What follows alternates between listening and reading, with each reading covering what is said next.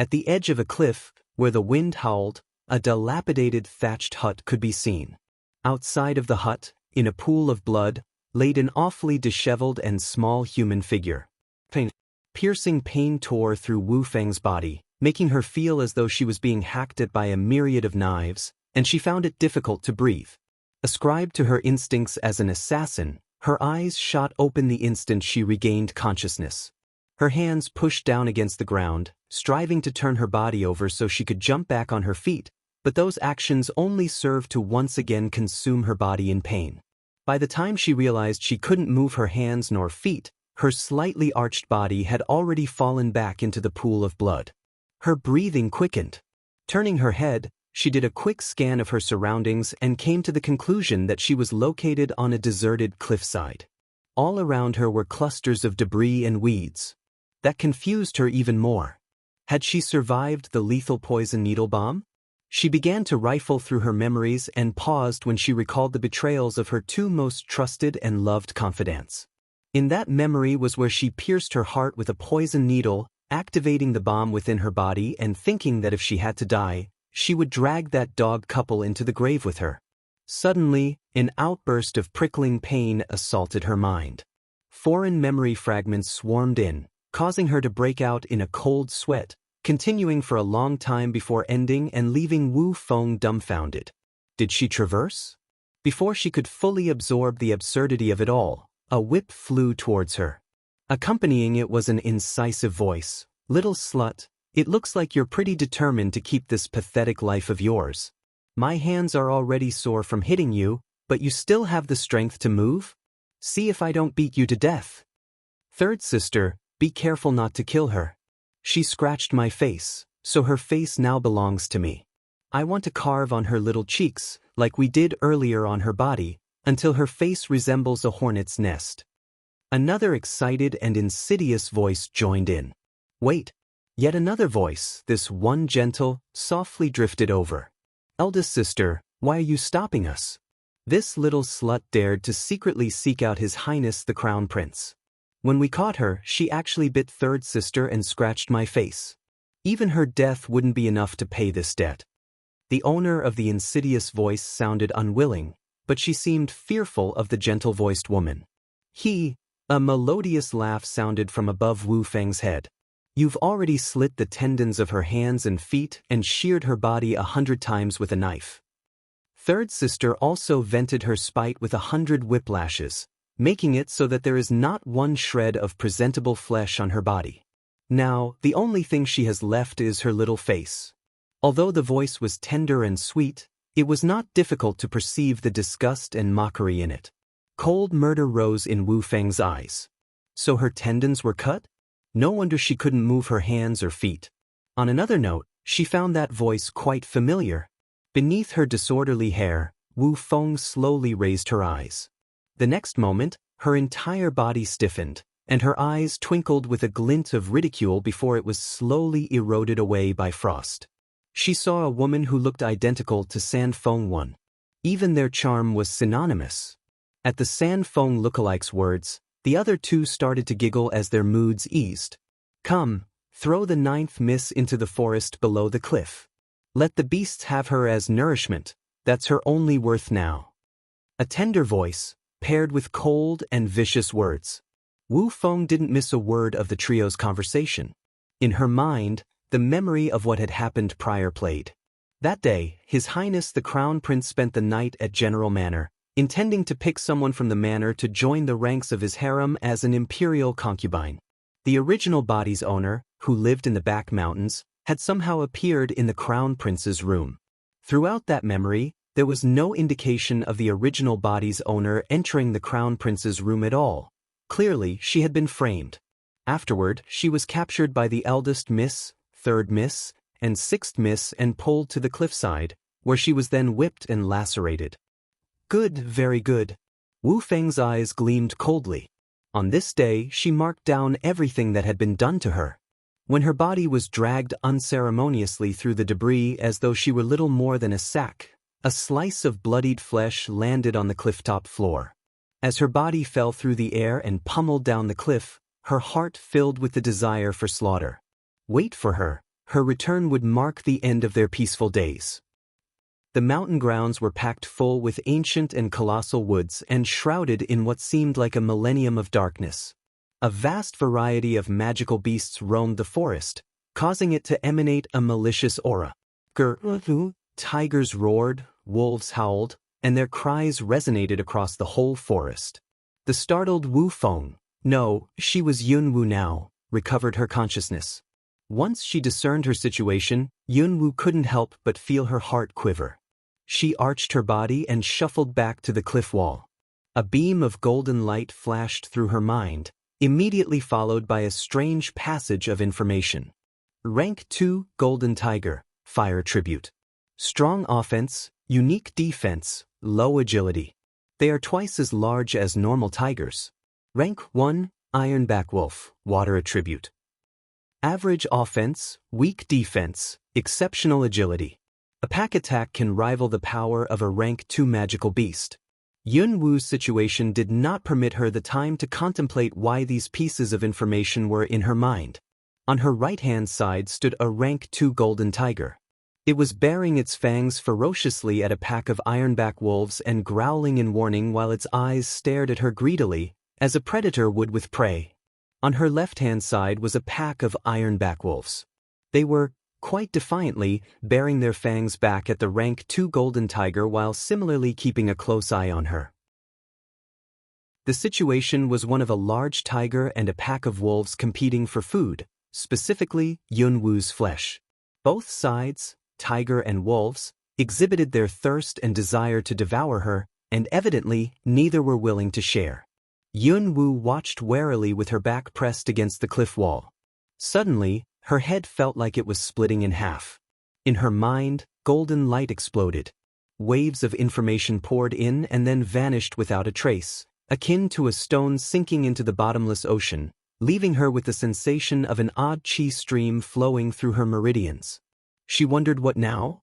But in any case, she wasn't in the mood to think about other things. She knew she was currently no different from a fish on a cutting board, capable of nothing but waiting for the beasts to start fighting. Could it be that right after revival she would die in the mouths of these beasts? No, definitely not. She already made it clear that anyone who owed her would receive payback of 100-fold, and right now, anyone who wanted to take her life would be repaid by having theirs taken. The beasts in front of her were no exceptions. Yun Wu clenched her teeth as she propped up her broken, battered body. Even the slit tendons of her hands and feet were unable to prevent her from setting foot onto the path of blood. What she didn't know was that the strange chi in her meridians, coupled with her willpower, had replaced her devastated tendons. Little by little, she straightened up while using the cliff wall as support, and at that moment, her terrifying mentality seemed to have taken control of her body. Her injuries and the pain coursing through her limbs were forgotten. She remembered only hatred and revenge. Murderous intent instantly rose from the depths of her soul as heinous animosity smothered her dantian. A furious, human roar, carrying with it a penetrative murderous aura, tore from her throat. When that sound came out, the steadily approaching wolf pack and large tiger abruptly took a step back. Yun Wu's blood-stained hands grabbed a hold of a sharp piece of feldspar 1. And her two eyes took on a cold-blooded scarlet hue as she glared fiercely at the group of beasts before her. Want to eat her? She'll let them fill their stomachs with their own blood. Seeming to have sensed her murderous intent, hesitancy flashed in the eyes of the magical beasts. Shortly after, against their better judgments, they let their bestial nature take over. Gore, ahoo, yowls resounded. One by one, the beasts revealed their fangs and pounced on her. Murderous intent surged in Yun Wu's scarlet eyes. Faced with the wolf pack's attacks, she bent her knees, leaped while pulling her hand back, and mercilessly pierced the skulls of 2 ironback wolves with her sharp feldspar. When she pulled out her makeshift weapon, thick blood poured out of the wolves' heads and instantaneously soiled the already blood-soaked clothes on her body and seeped into the ancient necklace hanging from her neck. Under her garments, a faint, black light gradually blossomed. This escaped Yun Wu's notice. She moved like a lightning bolt, just as though this battered body of hers had transformed into the body she occupied in her previous life. Usually lax, but once she attacked, the blow would guarantee to be a fatal blow. Blood from a human and a group of beasts brought rise to a mesmerizing phoenix dance with a peculiar charm. Everything from Yunwu's landing at the bottom of the cliff to her discovery of the beast to the fight was seen by a pair of unnerving black eyes as fascination slowly materialized in the curving corners of the holder's closed lips. What an interesting little pipsqueak. An unmoving shadow, one masked by darkness, watched as Yunwu struck the beasts and as the latter's honed claws ripped the flesh on her body. This scene roused a glimmer of bloodthirsty excitement in the shadow's black eyes. One could tell that he enjoyed this brutal bloodbath and had little to no intentions to interrupt. Yunwu quickened her attacks. Nonetheless, resisting a besiege of beasts with her sorry body and the makeshift weapon would inevitably cost her loses. Her body was already heavily gashed to begin with. Now, under the beast's claws, several more bone-deep wounds appeared. Blood dyed her figure from head to toe. Suddenly, Yunwu stiffened, and her complexion abruptly shifted. Her entire body felt like it was fixed in place. She tried her utmost to free herself, but to no avail. She cursed. In the next moment, from along her neck to her chest, there came a terrible, burning pain. It was comparable to having 10,000 needles perforating every single acupuncture point on her body. She grit her teeth as she endured the soul-excruciating pain. Beads of cold sweat slid down her forehead. Her face paled. Seeing the opportunity, the wolf pack and giant tiger attacked. She had never felt so small and helpless before, and she loathed the feeling of powerlessness. If she really was to die in the mouths of these beasts, she was unwilling, and she would always be unwilling. Brat, too countless people in this world are unwilling to depart, but your resistance pleases me quite a bit, so I shall lend you a hand. An elderly voice loftily sounded in her ears. Yunwu's heart violently shook, because the moment that voice fell, she saw a black flame appear out of nowhere and momentarily burn all of the lunging beasts into ashes. An evening breeze swept by, taking the ashes with it. If it weren't for the few ironback wolf corpses still sprawled on the ground, she would have believed everything was all a hallucination fabricated by her overexertion. The hidden man's eyes widened slightly. He had intended to make a move but was interrupted by that elderly voice. However, the astonishment in his eyes was quickly subdued and replaced with a trace of great delight. His gaze became probing. Don't be too amazed. If it wasn't because I didn't have any other choice, I would have been too lazy to take action. However, Brat, you've really surprised me. I've been in a deep slumber for thousands of years, and aside from my first master, no one else has ever been able to break my seal. You were able to awaken me, so evidently you must have potential, but pity. Right now, your body? Alas, what a pity. Sleep well, child. Don't push yourself any further. At his words, the prickling pain that had enveloped her entire body was gradually buffered by a warm current. Darkness invaded her consciousness. Vin, the elderly voice actually addresses himself as this old fellow and not first-person pronouns. Following her collapse, the memories she hadn't yet digested once again bombarded her. She was foreign to this world and dynasty. Shenzhou continent, a land where martial arts was revered. The continent was divided up into three major powers: Zhou dynasty, Long Su kingdom, and the kingdom of En. The three countries were spread in a triangular layout with beast forest occupying the middle. One beast forest was, naturally, infested with magical beasts, to the point where even a martial practitioner would find it a dangerous place. It appeared that she, Yunwu, was the youngest daughter of a concubine from Zhou dynasty's general manor, known to the population as the sickly good-for-nothing 9th Mississippi. In Shenzhou continent, every child would take an innate test on the first full moon subsequent to their birth. Yunwu's result had been a 0, a congenital good-for-nothing. Moreover, her body was weaker than the average person's. This was especially true when she was 1 year old, during the time her birth mother wordlessly vanished, leaving the young Yunwu to be abandoned in a hut within the manor's back mountain and forced to fend for herself. Even under the mistreatment of the other concubines, her sisters, and the servants, she had managed to stay alive for 15 years. Yunwoo might not know why she acquired all of the memories dating back to the original body owner's birth, but she did make sure to remember every single instance of humiliation the former Yunwoo had ever suffered. Since she, Wu Feng, became Yunwoo, she would help the former Yunwoo pay back each and every episode of injustice. 3 days later, Yunwoo gulped down the last mouthful of beast blood before rising from the body of a red-striped tiger. The inside of her mouth was stained with the nauseating taste of blood, but the warmth that began to permeate her body evoked from her a bloodthirsty smirk. Magical beast blood, as it turned out, actually had great nourishing effects. After spending the past 3 days in the forest, she had encountered a vast variety of magical beasts. She was already very calm when faced with the oddly colored animals because this life gave her no time to be astonished or to slowly adapt. For 3 days, she killed off every magical beast that neared the bottom of the cliff, and she would then drink their blood.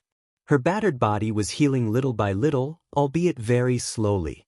As for that elderly voice, it came from the necklace she had been wearing since birth. The necklace turned out to be a sacred relic left behind by the sorceress clan, and she had awakened the spirit inside of the necklace. However, the spirit told her that because her current body was technically dead, there was no way for him to establish a spiritual contract with her.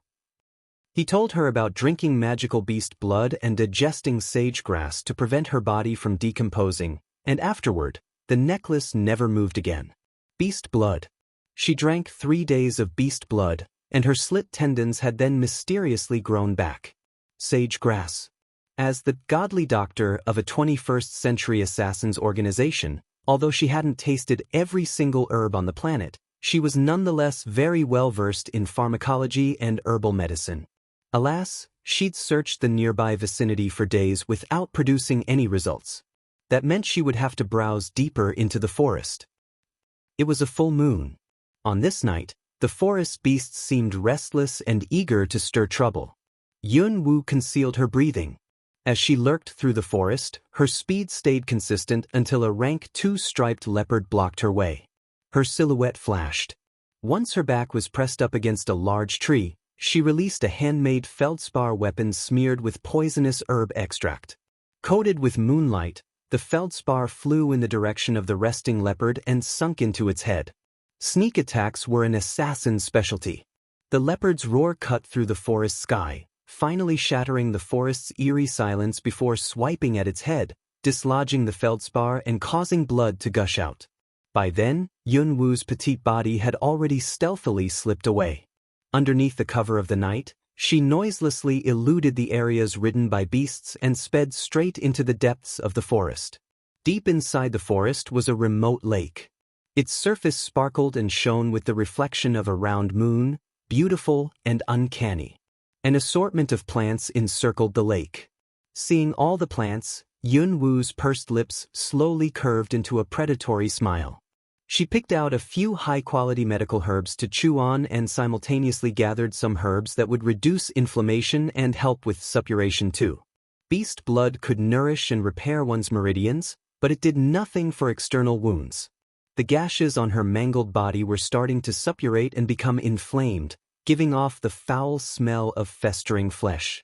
Yunwoo took off her tattered, barely adequate clothes and stepped bare into the deep lake.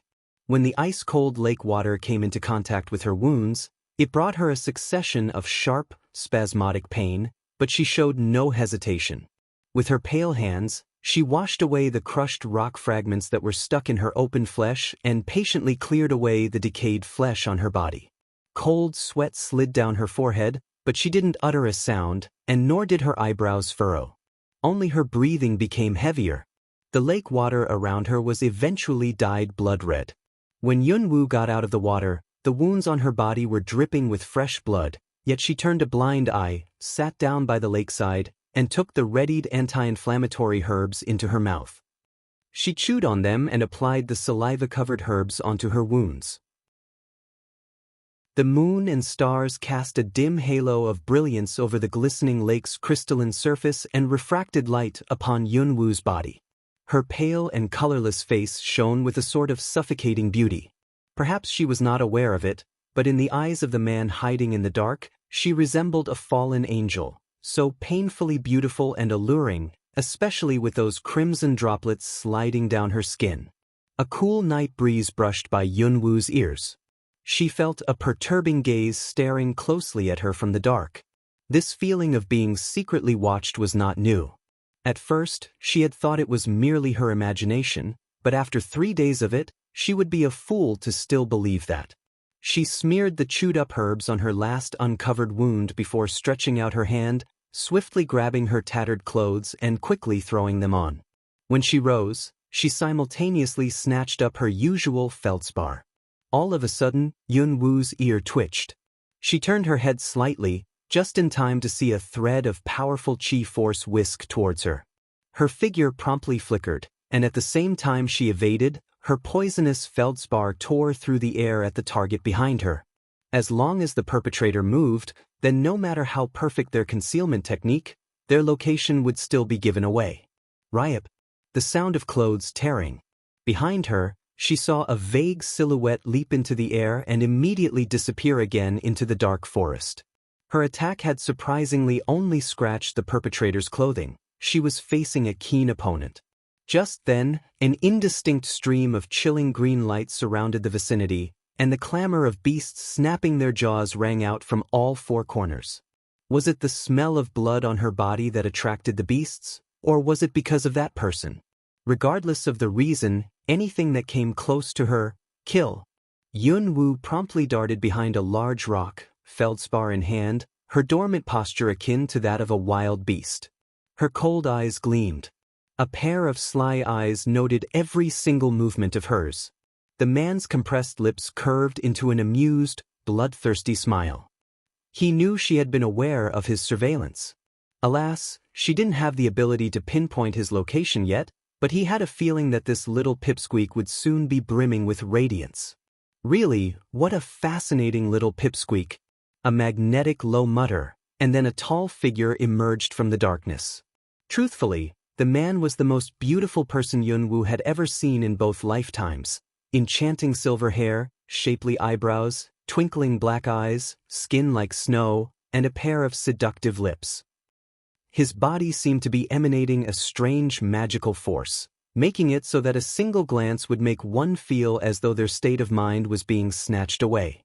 Even Yunwoo fell into a moment of absent-mindedness, but quickly, her eyes recovered their clarity and took on a murderous look. You know the soul assimilation technique? That strange feeling. She had experienced this allegedly advanced form of hypnotism before, in her past life when she was carrying out a task in a remote country. Her first impression of this man, too dangerous. The smile on the man's thin lips widened. This is my first time encountering a woman who didn't get mesmerized by me. Little pipsqueak, what are you called? Cautious of the approaching man, Yunwoo's dormant body immediately went on guard, and she snarled icily, "Don't get any closer, or else I'll take your life." The man laughed. "There are countless people who wish to take my life. Unfortunately, not a single one could. If you, little pipsqueak, have the ability, then I wouldn't mind handing my life to you." He turned a deaf ear to her threat and drew closer, his slender eyes serene yet devilish. Swoosh! The sound of a sharp weapon slicing through the air, followed by the scent of blood. Surprisingly, although the beasts detected the smell, they did not advance and instead seemed to be frightened by it. They quickly withdrew. Yunwoo's eyes flashed with disbelief as she stared at the man.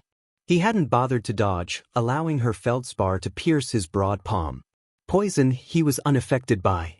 The injury he readily accepted. Drops of crimson blood dripped down from his hand, immediately withering the flowers they came in contact with. "Looks like you're unable to take my life. Then, tonight, I have taken yours. You shall belong to me." The magnetic voice carried with it a hint of domineeringness. Yunwoo's eyes widened and chilled. She had just thought to move when in an instant, she felt her consciousness dim. In her last moment of consciousness, she swore she saw the man laugh enticingly before swooping down to take her into his arms and leaning down to kiss her red lips. She never would have imagined that one day she would, out of nowhere, fall into the hands of a man. It was daytime. There was no telling how many days had passed since that night. A blazing hot, tingling, and unbearably itchy sensation pulled Yunwoo's consciousness from the abyss.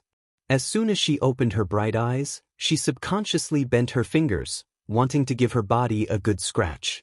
It was that moment she realized her arms were spread and bound on both sides. She struggled but found that her body was so itchy, she couldn't even find the strength to lift a finger. To her dismay, her entire body was bare without a single article of clothing, and she was immersed in a small pond that emitted blood-colored steam. She instantly felt confused. Awake? And here I thought it would take you another day. Little Pipsqueak, from now on, remember to nourish your body properly. Otherwise, with your flat stature, I really wouldn't know where to lay down my hand. An incomparably devilish voice suddenly teased. A beguiling man, clad in white, strolled into the cavern as his lips arched into a smile. Of course it's me. If not me, who does little Pipsqueak think it is? The eyes that he stared at her with were glaringly overbearing and possessive. It brought Yunwoo a wave of displeasure. Release me. Her voice was hoarse, and she clenched her teeth. The man looked at Yunwoo while smiling. He made a gesture with his fair hand. 2 rays of cold light shot out, and the ropes around her wrists promptly broke into 2 halves. Don't scratch. It wasn't easy to get your skin to heal. I'm someone who loves beauty, even more so beautiful people, and right now, every bit of your body belongs to me. He stood by the pond, grinning slyly as he ran his eyes over each and every inch of her exposed skin. When Yunwoo heard him, she almost snapped off the roots of her teeth in anger. Shameless. But despite her exasperation, Yunwoo continued to soak in the pond and didn't get up. Although she didn't know kind of herbs and blood were mixed into the pond water, she could feel it working at a breakneck pace to close up the wounds on her body. If it weren't for her having exceptional self-control, she probably would have succumbed to the itchiness already and long left scratches on her skin. She was gripping the rocks that enclosed the pool so tightly, her nails were screeching. Only by doing this could she resist the impulse to scratch her body. The man was smiling the whole time. His keen eyes brimmed with amusement and sheer interest. Just from watching her for 3 days, he was able to tell that this meager girl was actually pungently tough, and that aspect thoroughly amused him. It had been long since he last felt his blood roaring and surging like this. All of a sudden, his hand reached out and grabbed the necklace that was plastered to her chest. Yunwoo paid him no heed. It was a spiral-shaped pendant, suffused with an air of old age. In the eyes of outsiders, it was undoubtedly just an utterly hideous and worthless necklace. Otherwise, it wouldn't have been able to peacefully stay around Yunwoo's neck for so long. After a glance, the man withdrew his probing gaze. Mischievously, the same slender finger glided upwards to provoke her narrow chin. Say, Pipsqueak, should I eat you now or raise you a bit more? It's getting a little hard to resist. Yunwoo didn't even stop to think before opening her mouth to bite the finger that had touched her. The man laughed and let her bite him. What she didn't expect was for her consciousness to suddenly dwindle when his blood came in contact with her tongue. That was when she realized that his blood was actually an overpowering drug. Late at night, Yunwoo woke up for the second time that day. This time, she found herself lying on a smooth expanse of rock. The uncomfortable itch had vanished, replaced by a cool sensation. She exploited the dim moonlight to look down at her body, which she found to be, once again, completely bare. There was a slight shift in her expression, and then a glimmer of surprise. Her marred skin was now white beyond compare and tender like a freshly simmered and shelled egg, not a single scar left behind. That blood medicine pool was the first thing she thought of. She quickly suppressed the astonishment in her heart and put on her old, tattered clothes before finally beginning to scrutinize her surroundings. It was a fairly clean cavern. The small pond was still there, situated in a corner, except the blood water had dried up. She scoured the cavern and did not catch a single glimpse of that bastard, until her gaze swept out of the cavern and landed on the lake outside. There was the silhouette of a man in the water. Murderous intent rose in Yunwoo's eyes. In this world and her last, there had never been a person who dared to threaten and take advantage of her without paying the price. Under the boundless moonlight, Yunwoo's lithe body mirrored a soundless leopard as she stealthily headed for the lake. The lake glistened with faint ripples, and the sound of water splashing resonated through the night. The man was leaning against a rock, his body submerged in the water while a headful of silver hair hung loosely down his delicate back. Although clearly, only his back was showing, the sight was already overwhelmingly enticing. Little by little, Yunwoo approached, and as she did, she couldn't help but wrinkle her brows. She had to admit, this man was the epitome of temptation. She quieted her breathing and drew near. She aimed, and the sharp wooden stick in her hand streaked towards the man. "You're here." A light, wicked laugh. The silhouette of the man moved and deftly evaded her attack. As surprise flashed in Yunwoo's eyes, the man grabbed the stick without looking, and his other hand brushed against her waist. Swift and threatening. A strong pull sent Yunwoo's body swooping through the air. The entanglement of their bodies caused the two of them to fall into the water. Yunwoo was caught off guard and choked on a large mouthful of water. She started to cough as a broad smile appeared on the devil's handsome face.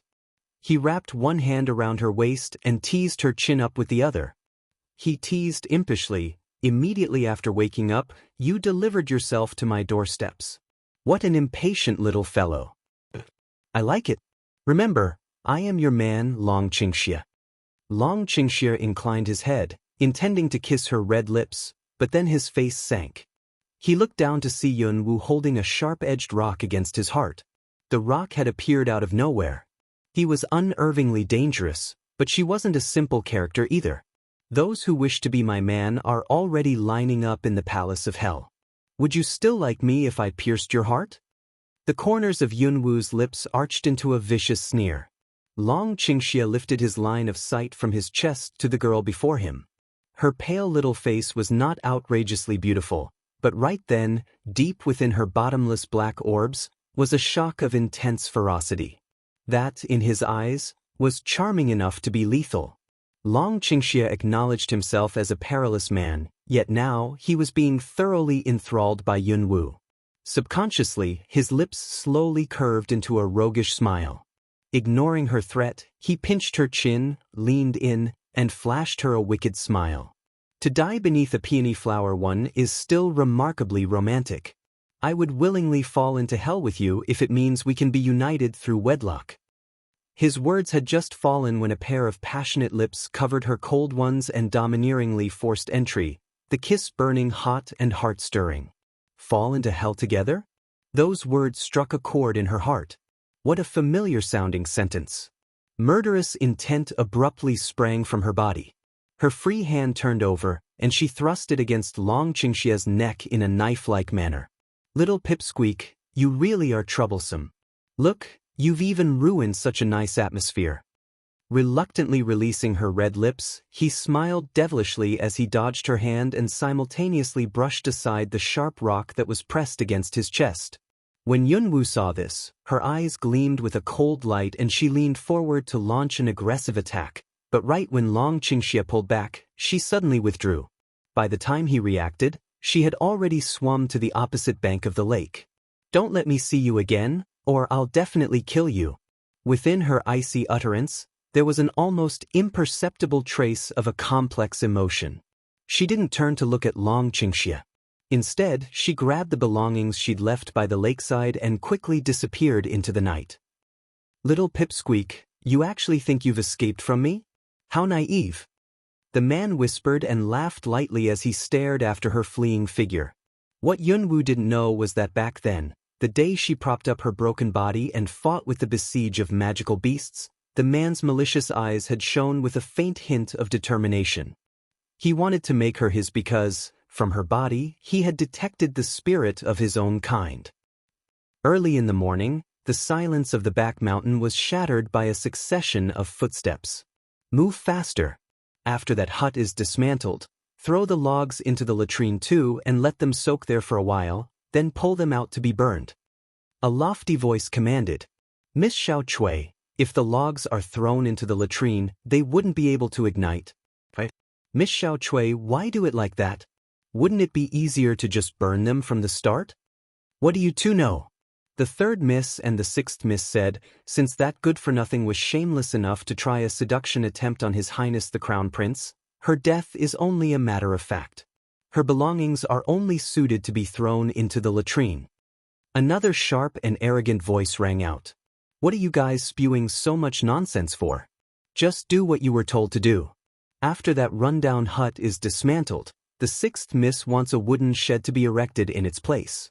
She plans to rear some magical beasts there. The speaker was sixth Miss Yun Qing Air's personal maidservant, Xiao Lu. The one who had spoken before was third Miss Yun Ling Shui's personal maidservant, Xiao Chui.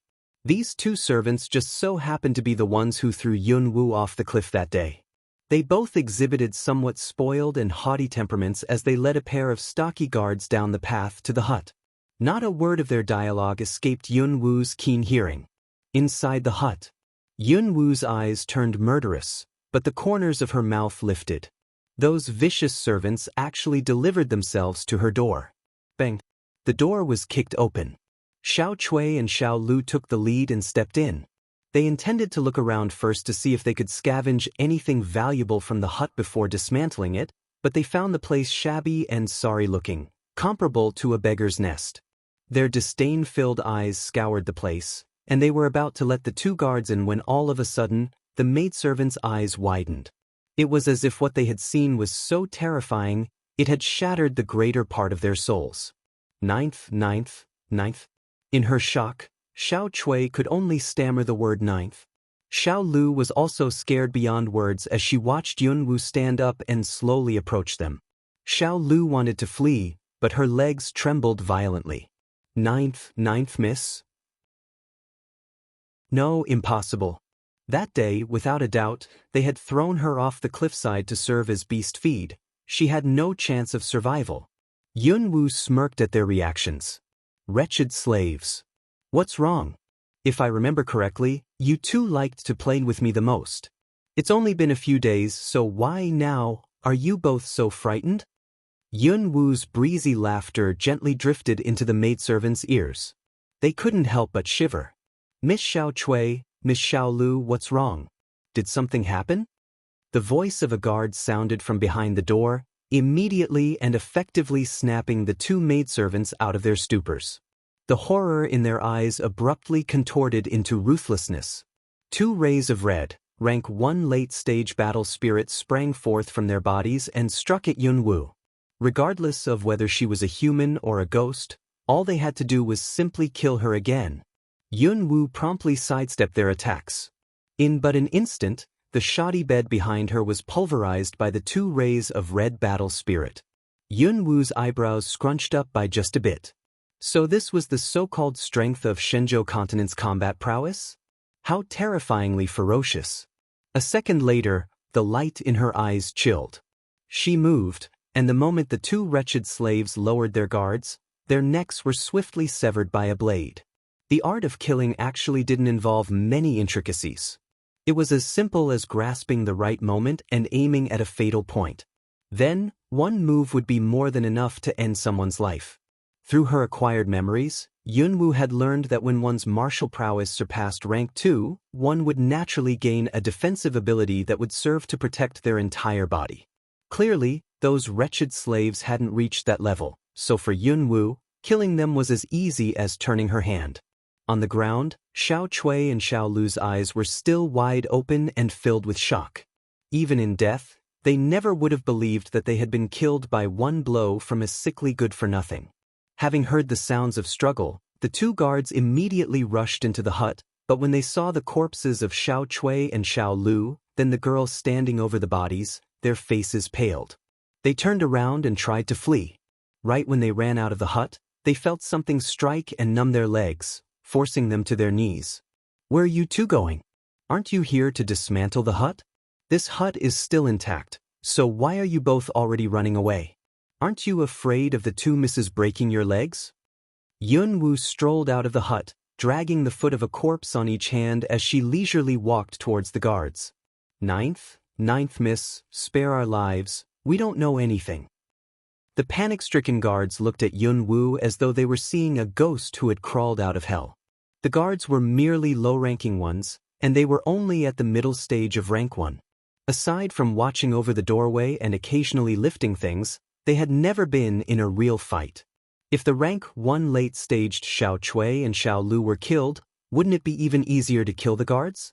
Yun Wu's cold eyes looked down at them loftily. Take these 2 corpses back to their respective myths and throw them in their rightful latrines. Make no mistake, or else, your endings will be no different from theirs. The guards looked at the corpses and shuddered, but they dared not defy. They bobbed their heads up and down, repeatedly saying, yes, yes. Subsequently, they each hoisted a corpse and then hurriedly fled. Too terrifying, just one look was enough to cause others great alarm. Was that person really the sickly and easily bullied 9th Miss? No, definitely not. Even if it was surely her ghost. After watching the guards scurry off, Yun Su slowly turned to look at the trail of blood left behind by the 2 corpses she had dragged out. She subconsciously thought of that night, the bloodstain her body had left on the cliffside floor. Murderous intent continued to brew in her heart. She felt bloodthirsty satisfaction. She had declared that when she returned, Yun family's peaceful days would end. Now she, Yun Wu, had returned. Perhaps the guards really were scared out of their wits by Yun Wu, because they didn't alarm anyone when they threw the corpses into each respective courtyard's latrine one. However, before the corpses were found, 6th Miss Yun Qing was already hastily leading several maidservants to the back mountain. Xiao Lu, you stinking brat, I told you to find people to dismantle a tiny hut, yet you dawdled for an entire morning. The person had yet to arrive, but her angry voice did. Yun Wu was basking in the sun, her body half sprawled atop a large boulder that was situated near the hut. She opened her eyes, but only to unhurriedly turn her head in the direction of the voice.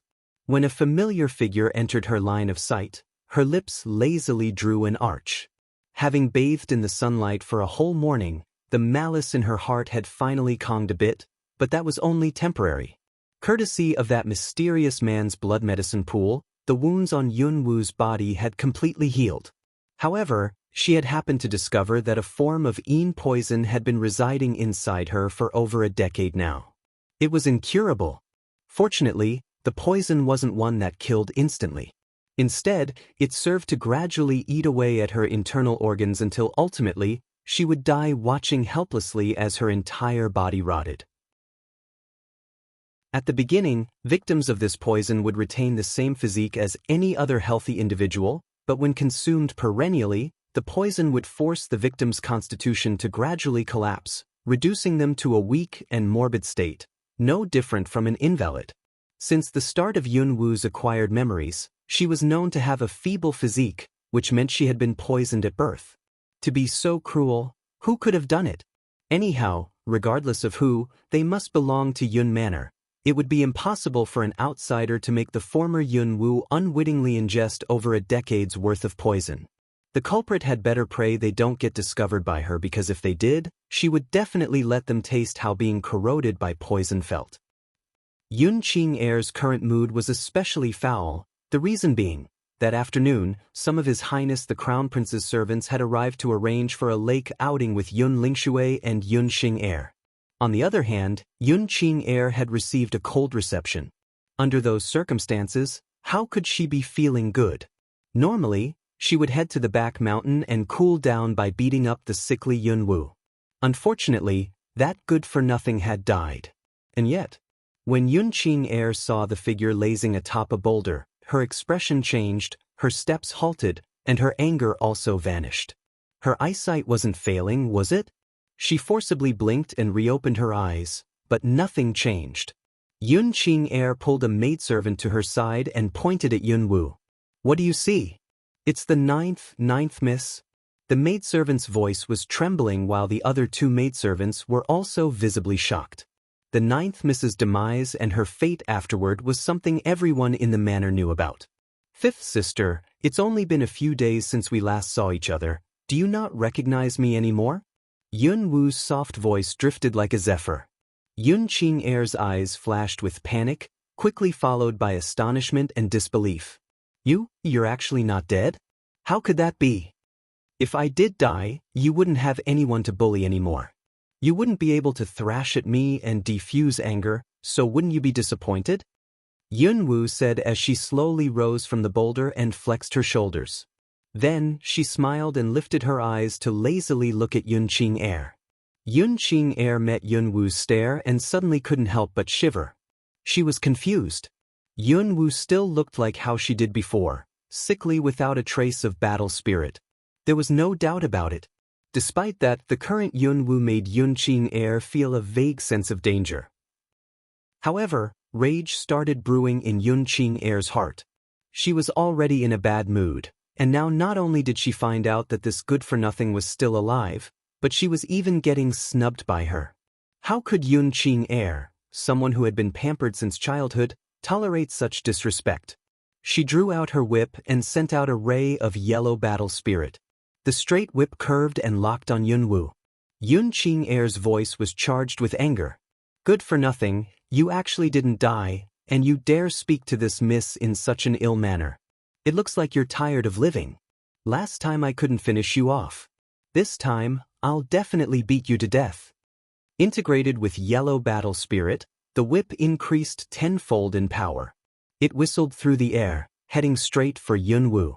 Yunwu's body flickered, moving down from the boulder. Crash! The whip slapped against the earth, making dust surge up and leaving a long, deep imprint on the ground. Seeing this, murderous intent rose in Yunwu's eyes. If it had been the previous Yunwu, this one lash would have thoroughly split her in half. Since Yun Qing-er was going to be this way, Yunwu didn't plan on holding back either. When the whip came down again, Yunwu did not retreat.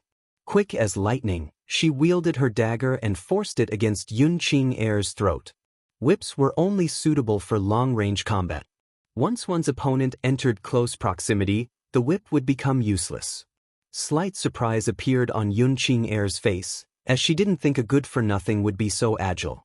But her reaction speed was not slow either. The instant Yunwu's dagger approached Yun Qing-er's neck, a ray of yellow battle spirit flared out from within Yun Qing-er, coating her body and acting as though she was wearing an invulnerable set of armor. The dagger was abruptly broken while Yunwu's body was forced back several paces. Yunwu felt a phantom of surprise flash through her heart. Rank 2 practitioner's defense ability? The Yun Qing-er in her acquired memories had not broken through rank 2 yet.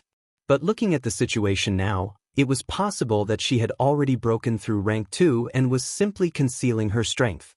With her temperament, however, it was impossible to have such perseverance. In other words, someone was hiding in the shadows, guiding Yun Qing-er. Yunwu wondered, could it be the person who poisoned me? That possibility caused Yunwu's to chill even more. A haze of brutality draped over Yun Qing-er's face. She looked as though she had discovered something crucial, and that something had angered her greatly. Slut, you didn't die and gain such a high level of agility instead? Looks like the Tier 2 elemental wind pill I lost was stolen and used by you. Last time in the Dragon Pavilion auction house, Yun Qing-er had spent all of her savings to attain a Tier 2 elemental wind pill. She had intended to consume it once she broke through rank 2. That way, she would be able to increase the speed of her dual attacks. Unfortunately, only after she broke through did she discover that the pill had disappeared into thin air. Now, seeing Yunwu alive and so nimble, Yun Qing-er couldn't help but associate it with her missing pill. This she could not let go. That was a Tier 2 elemental wind pill? Tier 2, On Shenzhou continent, the possibility of an apothecarist appearing was 1 in a minimum of 10,000, and amongst 1,000 apothecaries, only with the aid of luck would one become an alchemist. Furthermore, alchemists were tiered. Producing a second-tier pill would require an alchemist to be on at least the second tier. Don't mention Zhou dynasty, even in Shenzhou continent as a whole, there were probably less than 1,000 alchemists in existence. Think, to have a country as large as Zhou dynasty, with an understated population of tens of millions, plus the other 2 leading countries and not to mention the smaller neighboring countries, and yet the combined total of alchemists could not exceed 1,000. It went without saying how valuable a Tier 2 elemental wind pill was. When Yunwu heard Yun Qing-er's accusation, her eyebrows furrowed. She ate Yun Qing-er's Tier 2 elemental wind pill? Bullshit. The previous Yun Wu was weak and feeble. Just walking out of the door would drain all of her energy and send her wheezing, so how could she possibly have possessed the ability to run to Yun Qing'er's courtyard? Moreover, to steal a pill? Wasn't this obviously pouring shit on her head one? Nonetheless, Yun Qing'er was bent on clinging to her own suspicions, firmly believing her pill had been stolen and consumed by Yun Wu and thus didn't give Yun Wu a chance to refute. Yun Qing'er felt like the anger swirling inside her could turn the sky upside down. She no longer held back any strength as yellow battle spirit began to whirl about. Her whip whistled, determined to claim Yun Wu's life. Pa! Yun Qing'er's weapon took after a serpent, extremely fast and exceeding ruthless as it lunged at Yun Wu. Yun Wu leaped and nimbly dodged the attack. For a short while, Yun Wu couldn't get near Yun Qing'er's body at all. More bloodstains accumulated on her own body instead. Damn. Yun Wu's predicament once again reminded her that she was much too weak. Her killing abilities still had room for improvement because medicine was her primary focus, but even if she reached the peak of perfection on assassination, she still wouldn't be able to take on the strength of Shenzhou Continent's martial arts. Actually, Yun Qing'er was also a little stunned. The attacks she had released were all full-force attacks, yet to her surprise, the former good-for-nothing was able to dodge again and again. The thought of Yun Wu consuming her Tier 2 elemental wind pill to reach that speed instantly replaced her astonishment with sinister rage. Slut, you dare to hide? See if I don't beat you to death. Her whip, enveloped in battle spirit and imbued with vicious strength, flew towards Yun Wu again. On the ground, a train of welts surfaced. Yun Wu knew if she let things continue like this, she would suffer. Immediately, she turned tail and fled in the direction of Yun Manor. Yun Qing'er's eyes were red with anger. How could she let Yun Wu escape? She waved her whip and gave chase. General Yun Lingi was stationed at the border all year round. Thus, Yun Manor's matters, both big and small, were overseen by Old Master Yun. Since he disliked having to manage the manor's trivial happenings, he put Yun Lingi's main wife in charge of the manor and retreated into secluded meditation and more or less so vanished. Yun Manor, Presence Chamber 2. Head Madam Lu Qingyue was talking to housekeeper Wu Gang when suddenly, they heard a commotion outside. Their expressions changed. Wu Gang hastily took the small wooden box that was sitting on the table and carefully stored it away. What's happening outside? Lu Qingyue asked, frowning. A guard hurriedly arrived at the door and reported, answering Head Madam, it's 6th Miss and 9th Mississippi. They are fighting in the garden. Rather than call it a fight, pursuit was a more suitable term. The 9th Miss was originally declared dead, but from the way things looked now, she was not only still alive but also brimming with energy as she dodged the 6th Miss's persistent attacks. Wasn't the 9th Miss supposed to be a sickly good-for-nothing? How strange. The 9th Miss? Are you sure you weren't mistaken? Wu Gang's voice carried with it an odd lilt. Answering housekeeper Wu, this subordinate definitely was not mistaken. It is indeed 9th Miss and 6th Miss who are fighting. The guard answered assuredly. A strange look came across Wu Gang's square face. He subconsciously turned his head to look at Lu Qingyue. Her eyebrows were scrunched together, but she quickly regained her usual calmness. Let us go and see what's going on. With that, she rose from her seat and slowly walked to the chamber entrance. Yes, Head Madam. Wu Gang resumed his solemn look and respectfully followed. Yun Manor, garden.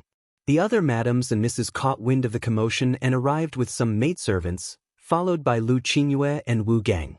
When they noticed Yun Wu in the process of agilely dodging Yun Qing'er's whip, astonishment appeared on their faces while Lu Qingyue and Wu Gang's expressions immediately changed. What do the two of you think you're doing? A dark voice thundered. Lu Qingyue angrily waved her hand, signaling the guards to go intervene, but they neared only to be forcibly flung away. Everyone present could sense the force behind that whip attack. It was the strength of a rank 2 early-stage practitioner. Wasn't the 6th Miss at the late stage of rank 1? When did she have a breakthrough? Lu Qingyue's eyes narrowed slightly. She inclined her head to one side and looked at 5th Madam Lu Qinshue, Yun Qing'er's mother and Lu Qingyue's younger cousin. Lu Qinshue wore an expression of delight, but she felt Lu Qingyue's gaze and quickly restrained herself. Lu Qinxue said weakly, "Elder cousin, this is also my first time learning of Yun Qing'er's breakthrough. With so many women in the manor, scheming was an inevitable affair." Lu Qingyue withdrew her gaze and turned her head to give housekeeper Wu Gang a look. Immediately, Wu Gang thrust out his foot and sent out a powerful ray of green battle spirit to single-handedly latch onto the whip in Yun Qing'er's hands. "Sixth miss, please cease your anger." Housekeeper Wu let go. "Today, no matter what, I have to have this slut dismembered." Yun Qing'er fumed, her eyes red with roaring anger. "Qing'er, your great aunt standing here, so what are you still kicking up a storm for? Don't be so insensible. Quick, come here." Lu Qinxue hurriedly chastised while shooting Yun Qing'er a look. Normally, Yun Qing'er would comply. But this time, she was too far gone and too angry. "Great aunt, mother, neither of you know. Last time, that Tier 2 elemental wind pill I lost was eaten by this slut, Yun Wu. I refuse to calm down until she's dead." The moment Yun Qing'er mentioned her missing Tier 2 elemental pill, Lu Qingyue stiffened. Her eyes flashed. Although it was a minute reaction, it was a trifle in the discerning eyes of an assassin. Yun Wu swept a dark glance at Lu Qingyue as Yun Wu sneered coldly in her heart. Looks like she, Yun Wu, not only had to tolerate having shit poured over her head, but now she was also being made to carry another's blame. "What? That Tier 2 elemental wind pill you lost was eaten by her?" Lu Qinshue's voice rose in anger. She was clear on what that Tier 2 elemental wind pill would have meant for the mother-daughter pair. Immediately, her countenance became one of rage. She spun her head towards Lu Qingyue. "Elder cousin. This time, no matter if you do it in private or in public, you have to punish this bitch and give my daughter and I justice. Great aunt, if you hand the matter of this little bitch's punishment over to me, then during the Imperial Hunting Tournament next month, I'll definitely lend third sister a hand and lift her to victory." Yun Qing'er promised through gritted teeth. This year, the Imperial family was going to hold a hunting tournament for children of noble status. In name, it was a friendly pastime. In reality, its purpose was to allow the Imperial family to select a few suitable candidates for the Imperial princes to choose from, with the tournament winner gaining an opportunity to become the Crown Prince's consort, the Crown Princess. All 9 misses of Yun Manor were eligible for participation, but the only ones who were truly qualified to take part in the tournament consisted of a mere trio: the most talented eldest Miss Yun Xn'er, the legitimate third Miss Yun Lingxue, and the 6th Miss, Yun Qing'er. Yun Qing'er's promise meant that she was willing to relinquish her chance at being the Crown Princess in order to help Yun Lingxue. With that, one could imagine just how angry Yun Qing'er was. When Lu Qinxue heard her daughter's words, her expression changed. When Lu Qingyue heard, she was secretly pleased, but she concealed it well. Under everyone's watchful eyes, Lu Qingyue frowned, then sighed and waved her hand. "Forget it, forget it. Since Yun Wu ate your Tier 2 pill, I'll let you decide her consequences. However, don't go overboard. After all, she is still Yun Manor's 9th Mississippi." Yun Qing'er laughed cruelly. "Great aunt, rest assured. Even if I don't kill her, I'll ensure she'll never have the mouth to steal food again." At her remark, everyone present understood that if Yun Wu were to fall into Yun Qing'er's hands, Yun Wu would be forced to lead a life worse than death. Even so, no one present took pity on Yun Wu. Rather, quite a few were interested in watching a show. On the side, Yun Wu listened to their conversation and couldn't help but sneer in her heart. Letting herself get chased into Yun Manor was intentional on her part. She had 3 reasons for doing so. 1. To uncover Yun Qing'er's backer. 2. To figure out why she was made a scapegoat. 3. To sniff out who was most likely to have poisoned her. She had gotten a good grasp on the workings behind the drama happening before her, so it was time to retreat. She, Yun Wu, was not a someone to be bullied and pushed around. Obediently let Yun Qing'er kill her? They've still got a long way to go. 9th Miss, I'm afraid you can't leave yet? Just as Yun Wu turned to leave, Wu Gang suddenly stepped in front of her, blocking her path of retreat. Information from her acquired memory stated, Wu Gang, innate green rank, Peak of rank 6. Attribute, wind. Weapon of choice, broadsword. Wind attribute? No wonder he was able to soundlessly appear in front her. He had done so in the blink of an eye. If he wanted to kill her, it would presumably be as easy as turning his hand. Martial practitioners specialized in battle spirit, strong bodily defense and formidable combat ability. The hierarchy went: practitioner ranks 1 through 9, master practitioner, martial sage, and exalted sage. Every level was divided into the following: early stage, middle stage, late stage, and the peak. Currently, in Zhou Dynasty, a peak level rank 6 practitioner would already be considered an expert. There were 5 attributes: wind, wood, water, earth, and fire. 7 innate colors: red, orange, yellow, green, teal, blue, and purple as the highest. Together, these factors came down to one conclusion: the role this housekeeper Wu played in Yun Manor was not simple. His background identity was likely even more complicated. Housekeeper Wu, you still know me as the 9th Miss? Yun Wu raised her head, lips slightly curved as she met his sharp and gloomy eyes with her own cold gaze. Wu Gang looked at her, and when he saw her bottomless eyes, he was unable to restrain his eyebrows from wrinkling. A quick second later, Yun Wu's body resumed its former appearance, sick and weak, no battle spirit at all, but Wu Gang sensed a strange premonition. It was as if her continued existence would end up spoiling his grand plans. Team 9th Miss must be teasing. This subordinate wouldn't dare not recognize young Miss. However, as per Head Madam's command, this subordinate has no choice but to offend young Miss by handing young Miss over to 6th Mississippi. As Wu Gang spoke, Yun Wu happened to catch a faint glimmer of murderous intent lurking in the depths of his eyes. He extended his hand and seized her. Cold light flashed in Yun Wu's eyes. She moved to break out of his grasp, but Wu Gang seemed to have been waiting for her to do that. He channeled a flow of insidious dark energy into his palm and abruptly thrust his hand towards her chest. Yun Wu's heart shook. She attempted to dodge but found her opponent fast and ruthless, catching her off guard. Suddenly, whoosh whoosh, 2 streaks of chilling light shot through the air, pinpointed at Wu Gang, promptly causing his expression to change. At once, he did a body flip and evaded. In the spot he had been standing, he saw 2 exquisite knives lodged deeply into the ground.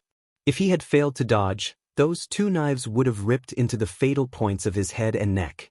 This sudden turn of events launched all the surrounding guards into a vigilant search, but they found no trace of the perpetrator. "Who?" Wu Gang bellowed, his expression sinking. Then, he suddenly realized that the item he had been keeping within his sleeves was gone, and that instantly caused his expression to shift. He lowered his head and hurriedly scoured the ground before finally seeing a small, wooden box nestled in a nearby flowering shrub. It turned out he had dropped it while he was somersaulting. He hastened over, but another silhouette beat him to it. Immediately after procuring the wooden box, Yun Wu drew it into her embrace. Regardless of what the box contained, to be able to make Wu Gang and Lu Qingyue's expressions undergo such drastic changes meant the box's contents were definitely not simple. "9th Miss, please give that item back to me." Wu Gang's figure flickered and reappeared in front of Yu1, his face completely dark as he stuck out his hand, palm facing upwards. Yun Wu took a step back, smiling widely as she asked innocently, "What item?" "I don't see any items, just a mad dog barking at its master." Wu Gang's eyes chilled with murder. Since 9th Miss is oblivious, then don't blame this subordinate for personally performing a search. He stretched out his hand further, intending to pull apart her clothes as to take back his item. Yun Wu drew back a step, murderous intent in her eyes. Straight on, she was in no way his opponent, but in close combat, she dared say she had a 60% chance of success. However, before the 2 of them could do anything, whoosh whoosh whoosh, 4 streaks of cold light dashed down from the sky, and this time, the knive's origin was revealed. On the roof, there towered a fluttering white-robed figure. A headful of silver hair danced in the wind. A wicked smile adorned the man's handsome face. He clicked his tongue. Such a large crowd bullying a little girl. What a good show this is. Right after his devilish and magnetic voice sounded, Yunwu turned her head and looked up. When she saw the man standing in the wind, her heart couldn't resist a quiver. It was the seductive man from the forest. Yunwu's willowy brows furrowed as she wondered why he was here. The instant Long Qingxia's figure appeared, all of the women gathered in the garden fell into a sudden stupor. What a beautiful and bewitching man! Wu Gang swept the knives from the ground. As a poison expert himself, he could tell that the knives had been submerged in poison beforehand. The victim's throat would instantly be sealed, and judging from the finesse of the man's throwing, he could most definitely rival Wu Gang, if not surpass. His square face a haze of anger, Wu Gang shot a look at the silver-haired man. "Who are you? You dare break into the general manor? How audacious!" His angered voice had just fallen when the manor's guards surged from all sides and an array of archers appeared out of nowhere. "Shoot!" Wu Gang commanded without giving the man any time to react. Whoosh whoosh whoosh. Countless arrows fired at once, all flying in the direction of the man, but facing the onslaught of arrows, everyone present could see that the man was still smiling mischievously and not moving at all. He continued to stand in the wind, silver hair fluttering, elegant as an immortal. Below, Yunwu saw this and scrunched her brows. Was he brain dead? At this point, what was he still trying to act elegant for? Having said that, shocked surprise then appeared in her eyes. Right before the arrows reached the man, dazzling, brilliant rays of purple brought rise to a fluctuation of odd energy. All of the arrows that came in contact with the purple light were effortlessly snapped and destroyed. Long Qingxia stood with his body enveloped in a blinding halo, emitting a sense of arrogance that suggested his disdain towards the world, an imposing manner and haughty overlook of the overarching sky. The look of rage on Wu Gang's rage contorted into one of utmost astonishment. Innate purple rank? Peak of rank 8? Even he was unable to discern the man's attribute. The man's age clearly did not surpass the early 20s either. How could that be possible? At this moment, Long Qingxia held back his imposing aura and lifted the corners of his mouth. Relax, relax. Don't raise your guards like I'm a great enemy or something. I just so happened to pass by and conveniently dropped in to watch the show. Just treat it as though I didn't exist and do whatever you want. Watch the show? Didn't exist. After Wu Gang regained his composure, he inwardly clenched his teeth.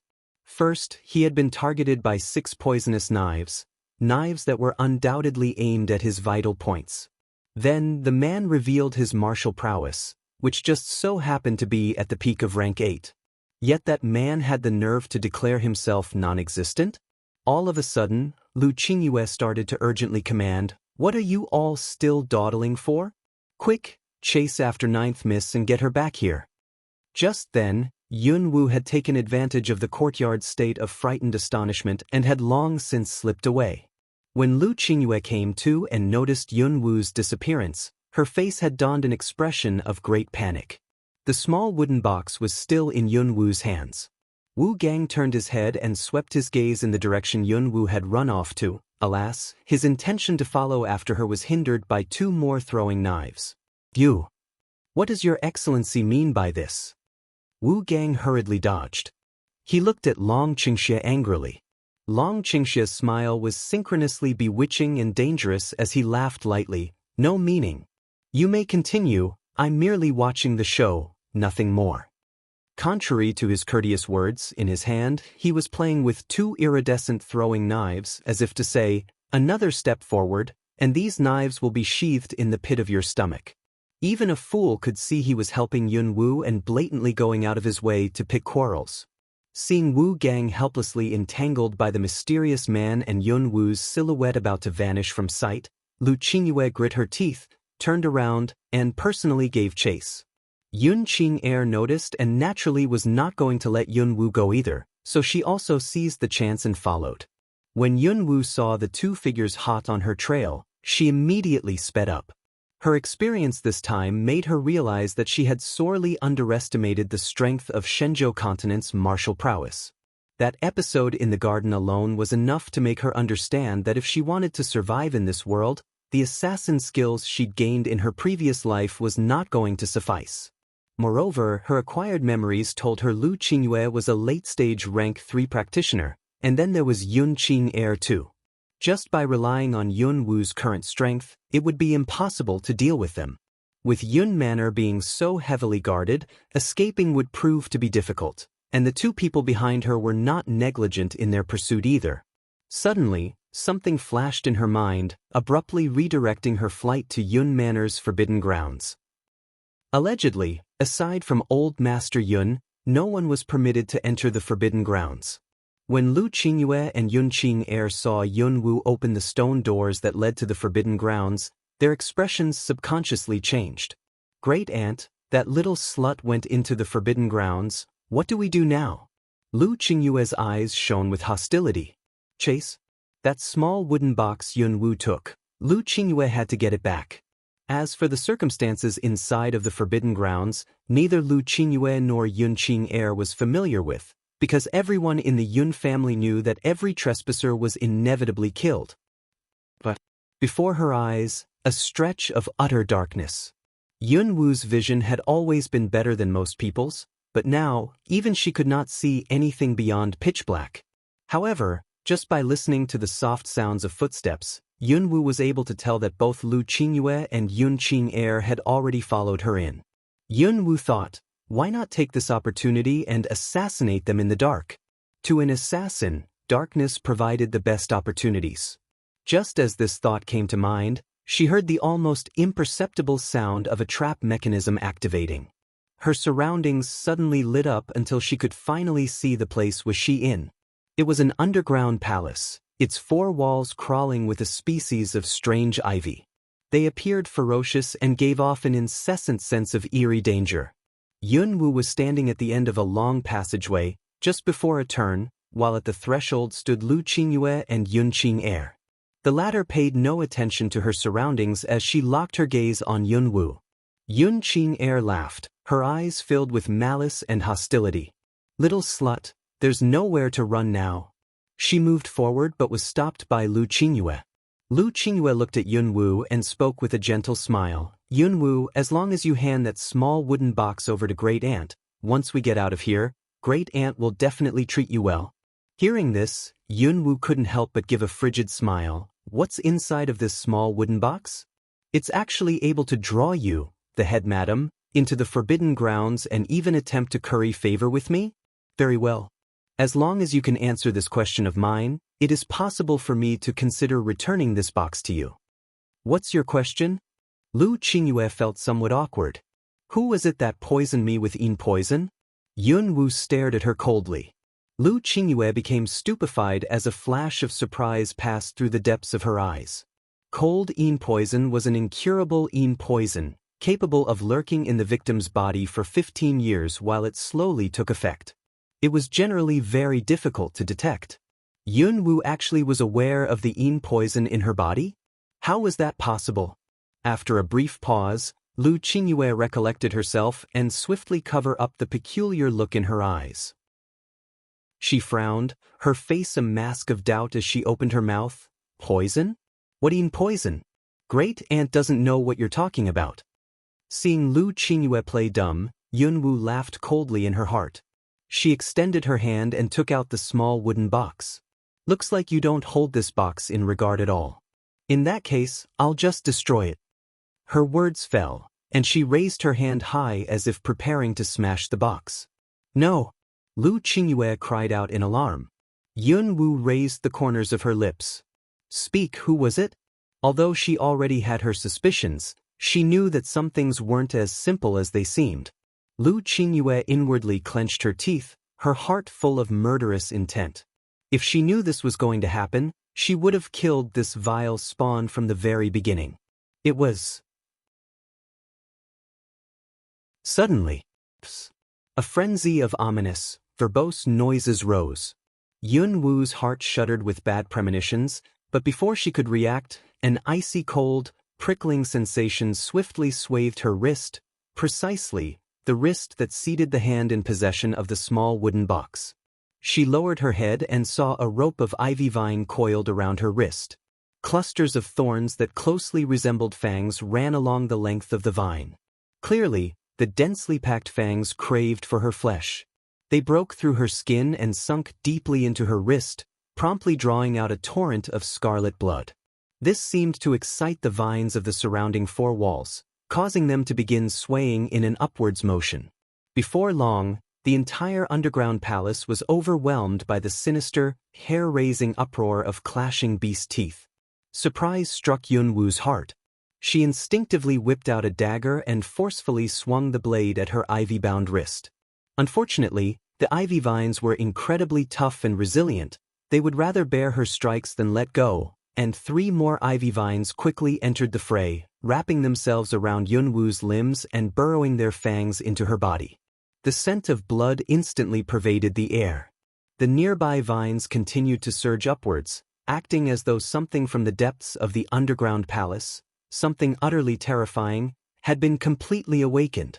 The more Yunwoo struggled, the more vines wrapped around her body. Lu Qingyue and Yun Qing'er, witnesses of this scene, were both still standing at the entranceway. Yun Qing'er took step after step back as she paled and stared, horrified, at the encompassing fanged ivy vines. Great-great-aunt, what are these wretched things? Lu Qingyue was similarly frightened. She glanced at the box in Yunwoo's hand, then reluctantly decided to retreat. Those may be the legendary man-eating vines. At first, we must leave this place, she stammered. Man-eating vines, a species of ferocious, carnivorous plants. Legend had it that once an individual was entangled by these vines, there would be absolutely no way to pull free. Only, centuries ago, man-eating vines supposedly went extinct, so why had they appeared here, within Yun Manor's forbidden grounds? Seeing the ivy vines extend their predatory, swaying claws towards them, Lu Qingyue pulled Yun Qing'er, whose legs had already gone soft from fear, and quickly fled, but before she turned to leave, murderous intent flashed in Lu Qingyue's eyes. Silently, she flicked a finger and shot a poisonous dart at the ensnared Yunwoo's stomach. Since it had become temporarily impossible to retrieve the small wooden box, Lu Qingyue refused to give Yunwoo even the sliver of a chance to escape the underground palace. A poisonous dart. So it really was her. Yunwoo spat out a mouthful of black blood as rage smothered her heart. Lu Qingyue, just you wait. I definitely won't let you off. At the time, even in her dreams, Lu Qingyue wouldn't have expected her poisonous dart to actually save Yunwoo's life. Somewhere in the remote mountains, the secluded old master Yun suddenly sensed something that caused his expression to change into one of shock. Damn, which bastard intruded the forbidden grounds?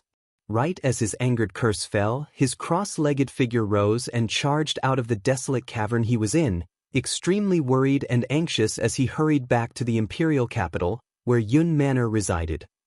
There, the second Lu Qingyue exited the forbidden grounds, she ordered for the entrance to be closed off. She proceeded to spread alleged news, claiming that the ninth miss had truly met her demise after she trespassed the forbidden grounds and met with misfortune.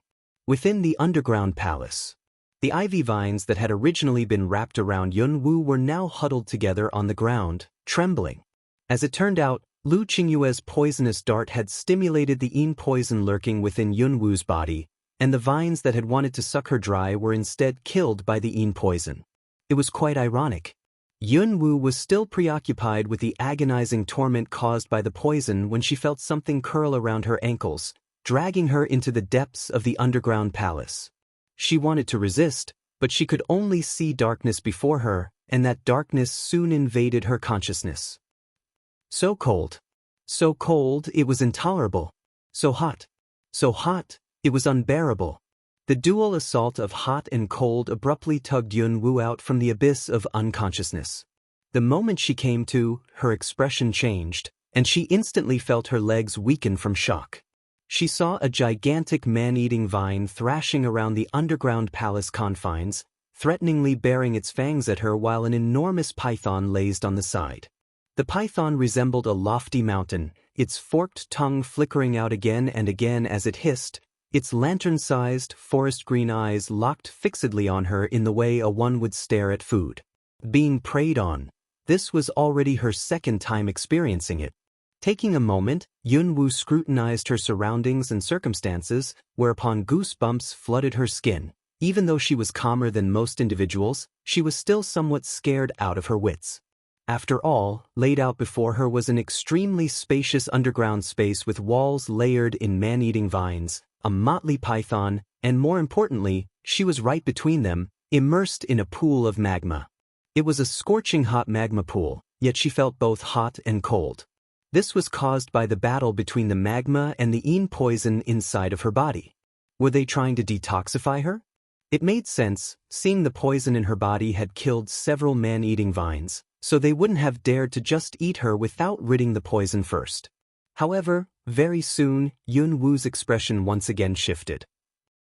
She felt like her heart was about to jump out of her throat because she realized she was wrong. These wretched things, why would they be so kind as to help detoxify her? Yunwu reckoned they were actually offering her up as a sacrifice, and that the object or being of their worship was within this very magma pool. She dared to make such a bleak claim because, beneath her feet, she felt the slow stirrings of a silken creature. She blanched and immediately wanted to climb out of the magma pool. The giant python and man-eating vines hissed threateningly. A colossus creature suddenly flew out of the magma pool, followed by a resonating dragon's roar. When the creature appeared, the nearby python and the man-eating vines all obediently bowed their heads, as though to welcome their king, making for quite a strange sight. Haha, this prince has been imprisoned for hundreds of years and deprived of human flesh for eons. This time, my vassals, you have done well. The crimson dragon cackled, its drool dripping down to the ground. The beast, clearly in a buoyant mood, eyed Yunwu with a terrifying gaze. The giant python and the man-eating vines seemed pleased by the crimson dragon's praise, for they began to hissing in delight. Meanwhile, in the magma pool, when Yunwu caught sight of the crimson dragon, her expression turned a bit unsightly. She completely ignored the dragon's excitement because her own sense of crisis was crying out. A peculiar passage of information flashed through her mind, further darkening her expression. The Dragon Clan's 8th prince, the Red Fire Dragon, fire tribute, valiant offense. Ill-tempered with an inherent love for slaughter, the Red Fire Dragon is a blithely gluttonous beast, and thus one year, it launched an expedition of unruly massacre. Humans serve as the Red Fire Dragon's primary food source, though it bears a preference for females. After surrendering to a summoner from the Yun family, the Red Fire Dragon was subjected to imprisonment within Yun Manor's forbidden grounds. Yunwu honestly didn't know why her mind was capable of providing her this sort of information, but if everything it said was true, then her situation. Old geezer, quick, do me a favor. Save me up. At this point, the only person who came to mind was her savior from Beast Forest, that old necklace spirit. After all, he was able to manipulate a ray of light to reduce a group of lousy beasts to dust, meaning his strength was irrefutable. Brat, it's not that I don't want to help you, it's that I'm also helpless. I am a sacred relic spirit, but your body is lifeless, so there is no way for us to form a spiritual contract. An elderly voice spoke in her mind, but without waiting for him to finish rambling, Yunwu cut in with gritted teeth. What about last time? Make an exception. Wait until I get out of here, I'll definitely revive my body and form a contract with you. Right now, saving my life is more important. This time, before she could finish, the Red Fire Dragon opened its mouth and descended, intending on swallowing her whole. Bang!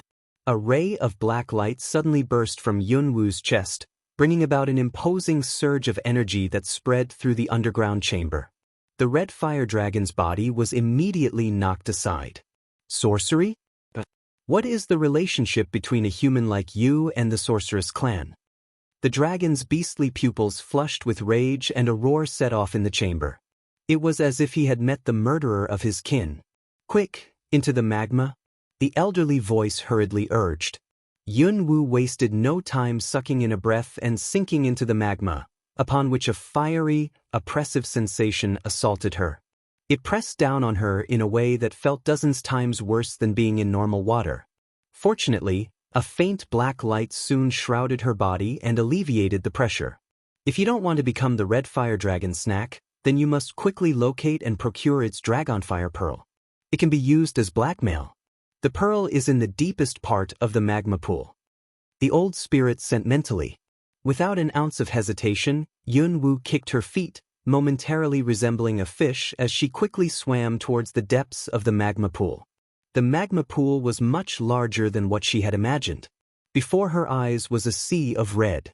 She couldn't see the dragonfire pearl at all and could only continue to traverse further into the recesses of the magma pool. The deeper she went, the stronger the oppression. The temperature rose, as if warning her that if she continued, she would be cooked alive. Hurry, the red fire dragon is coming back.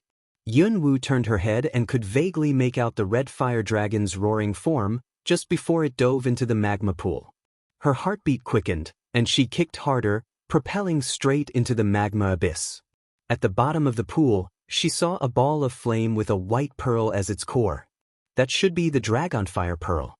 She drew near, braving the magma's oppression and resolutely headed for the flame. Not far behind her, a roar sounded. When the red fire dragon caught onto Yun-Woo's plan, its eyes reddened with anger and with a flick of its tail, it dove for Yun-Woo. The same instant she was hit, she grabbed a hold of the pearl.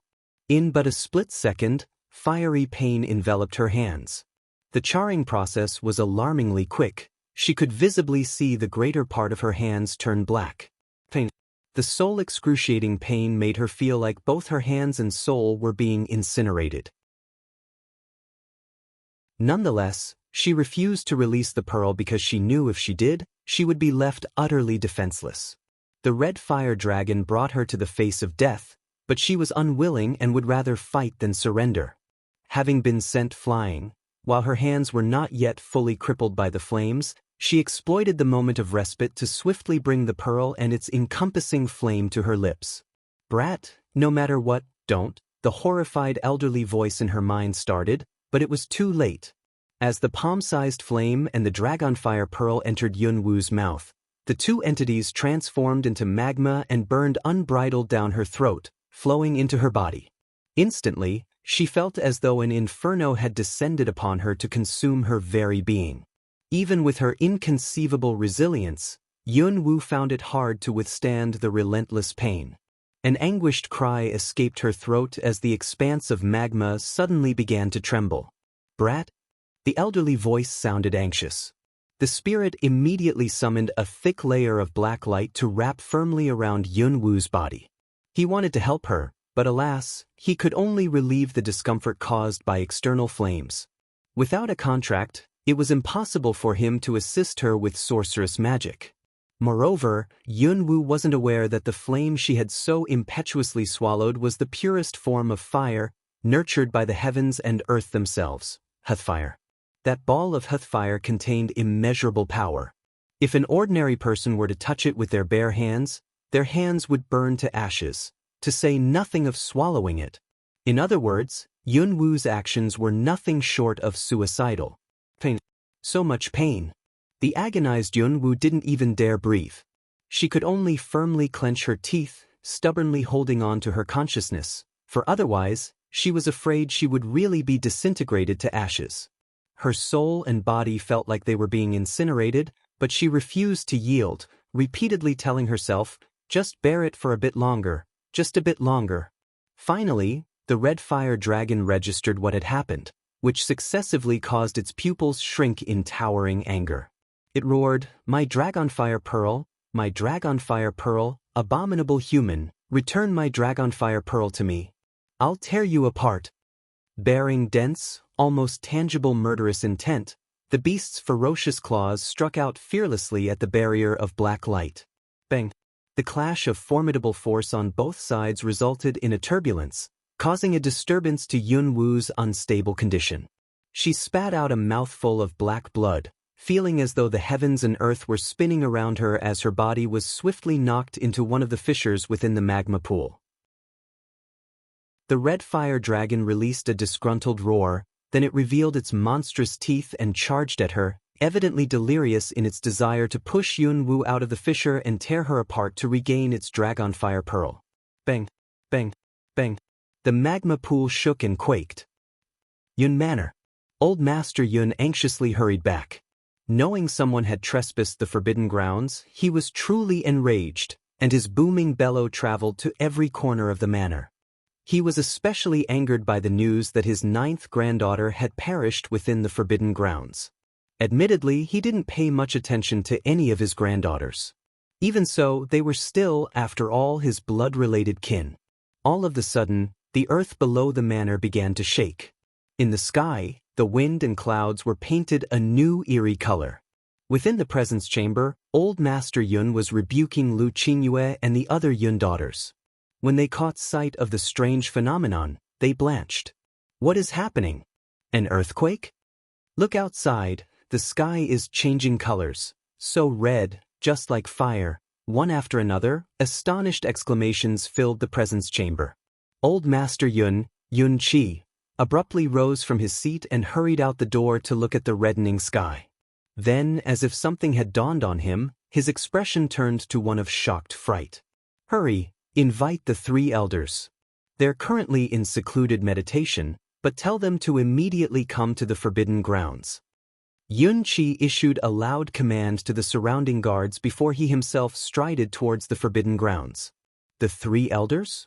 They were Yun Manor's true pillars of strength, though they barely showed themselves. They would only appear to deal with major affairs. Now, every single elder was unexpectedly being summoned. The severity of the situation was self-evident. The guards dared not delay. As the ground shook, the guards scrambled away to the Yun cultivation grounds. Pain fostered by the so-called hellfire paled in comparison to the torment Yun Wu was currently subjected to. She had lost her sense of time, and she was aware of her consciousness slowly slipping away. Her whole body felt numb. She was deprived of even her strength to breathe.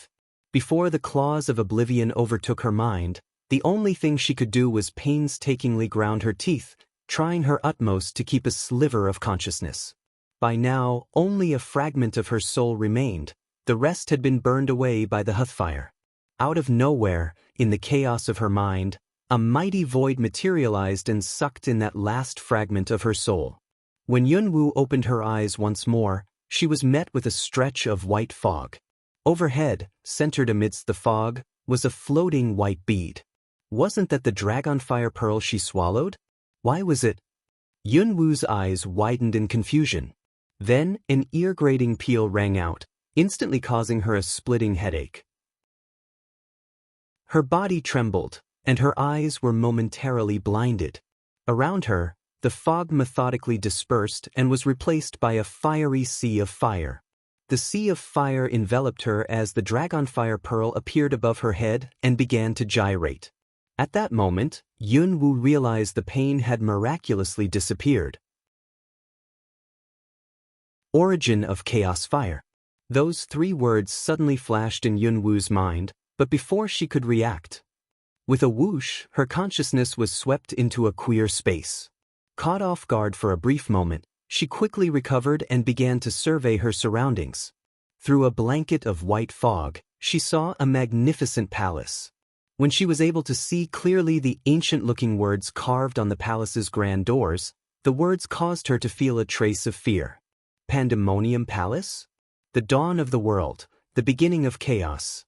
The world itself had essentially hailed from chaos. Just what was going on? Why was she here? Suddenly, an awe-inspiring voice boomed. Spirit of the dead, you dare trespass the Pandemonium Palace. Impudence! A dreadful oppressive force rushed forth to repress Yunwu, who was still utterly confused, and forcibly brought her down to one knee. She was slightly angered and indignant. When did she ever trespass? She didn't even know how she got here, God damn it. Who are you? Reveal yourself. She looked around but saw no one. I am none other than the General Guardian of Pandemonium Palace.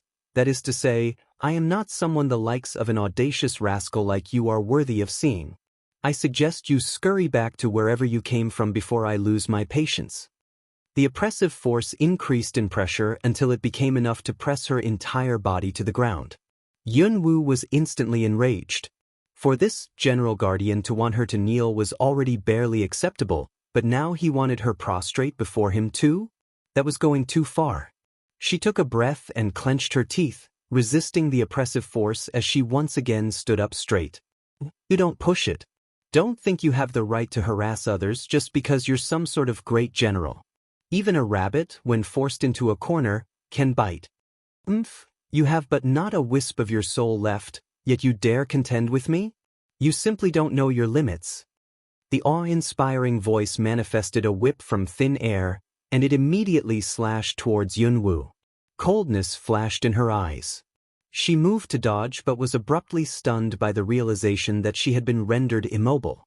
Crash! The attack landed and mercilessly struck her feet, sending both of her knees to the ground. Damn! She Yunwu had never suffered such grievance before. She gave a cold snort and dragged her body up again. Looks like you're pretty tough. Very well. Then, let's see if your bones are tougher or if my whips are tougher. 2 more whips appeared, and together, all 3 whips joined to strike at Yunwu. Pa, pa, pa. The whips fell and easily sent her flying. Do you submit? If you submit, then kneel for me and kowtow. Then I'll spare your life. The domineering voice rumbled. Yunwu clutched her chest and spat out a mouthful of blood, feeling her entire body engulfed in pain.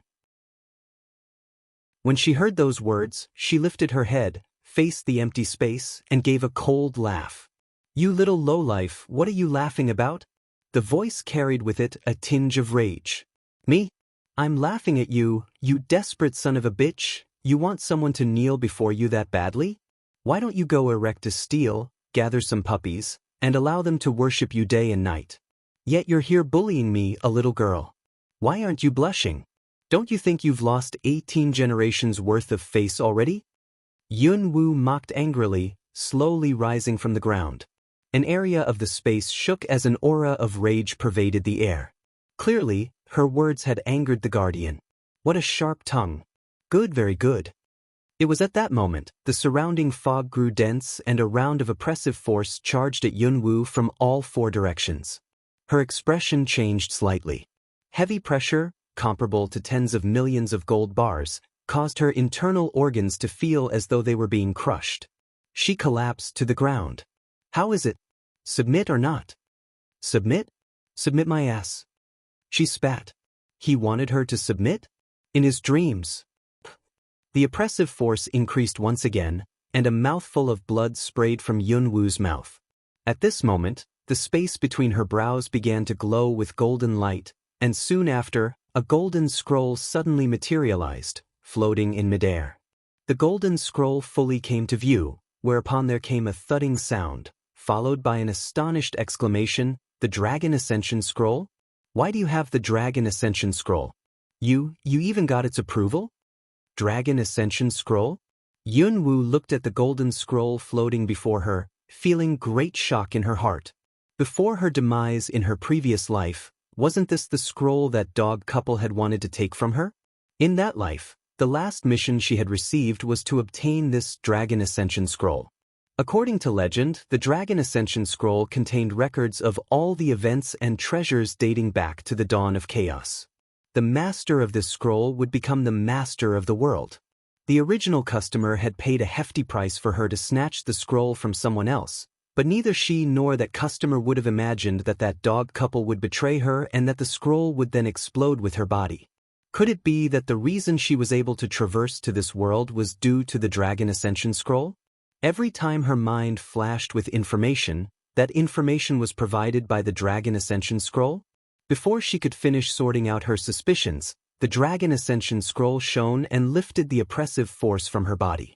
Then, the closed doors of the palace swung open, and a ray of golden light streaked into the Pandemonium Palace. It was the scroll. Suddenly, Yunwu was filled with a strange feeling. It was as if she had intentionally sought out and arrived at this place, as if there was not unnatural about the entire situation, and that she was here for the sole reason of claiming the Pandemonium Palace as her own. Yunwu rose to her feet and strode towards the palace doors, but suddenly, a streak of white light flashed, and then a tall, bearded man of a mighty disposition blocked the entrance. She had no choice but to halt. "You again?" Yunwu cursed, pissed. She didn't need him to speak to know that he was that same guardian general who had been opposing her just minutes before.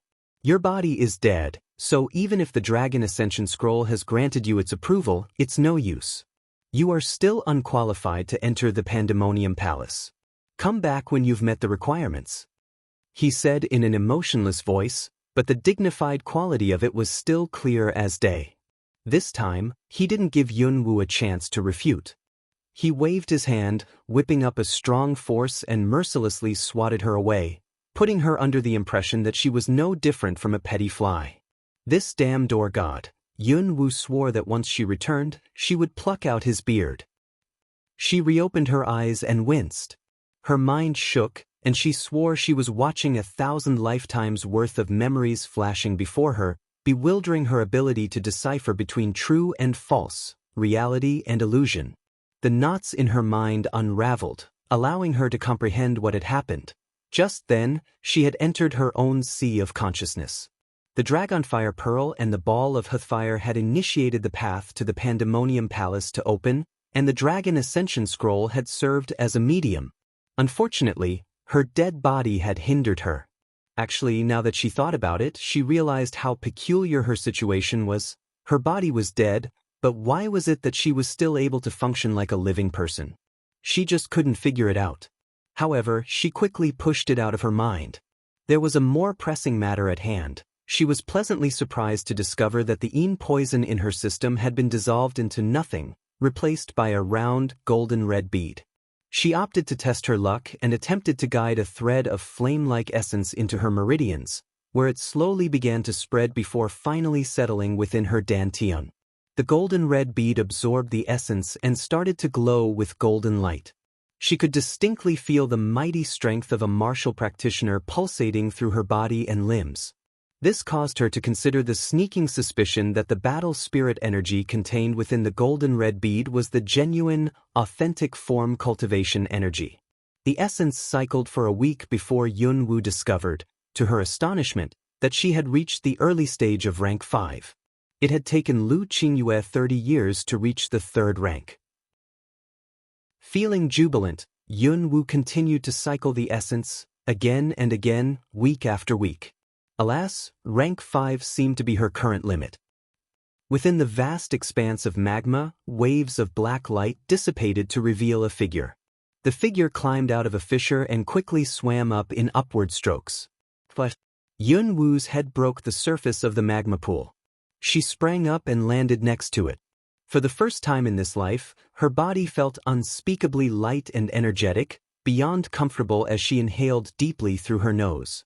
Unbeknownst to her, her formerly pitch-black pupils had turned an odd shade of violet. She suddenly cried out in alarm and jumped back.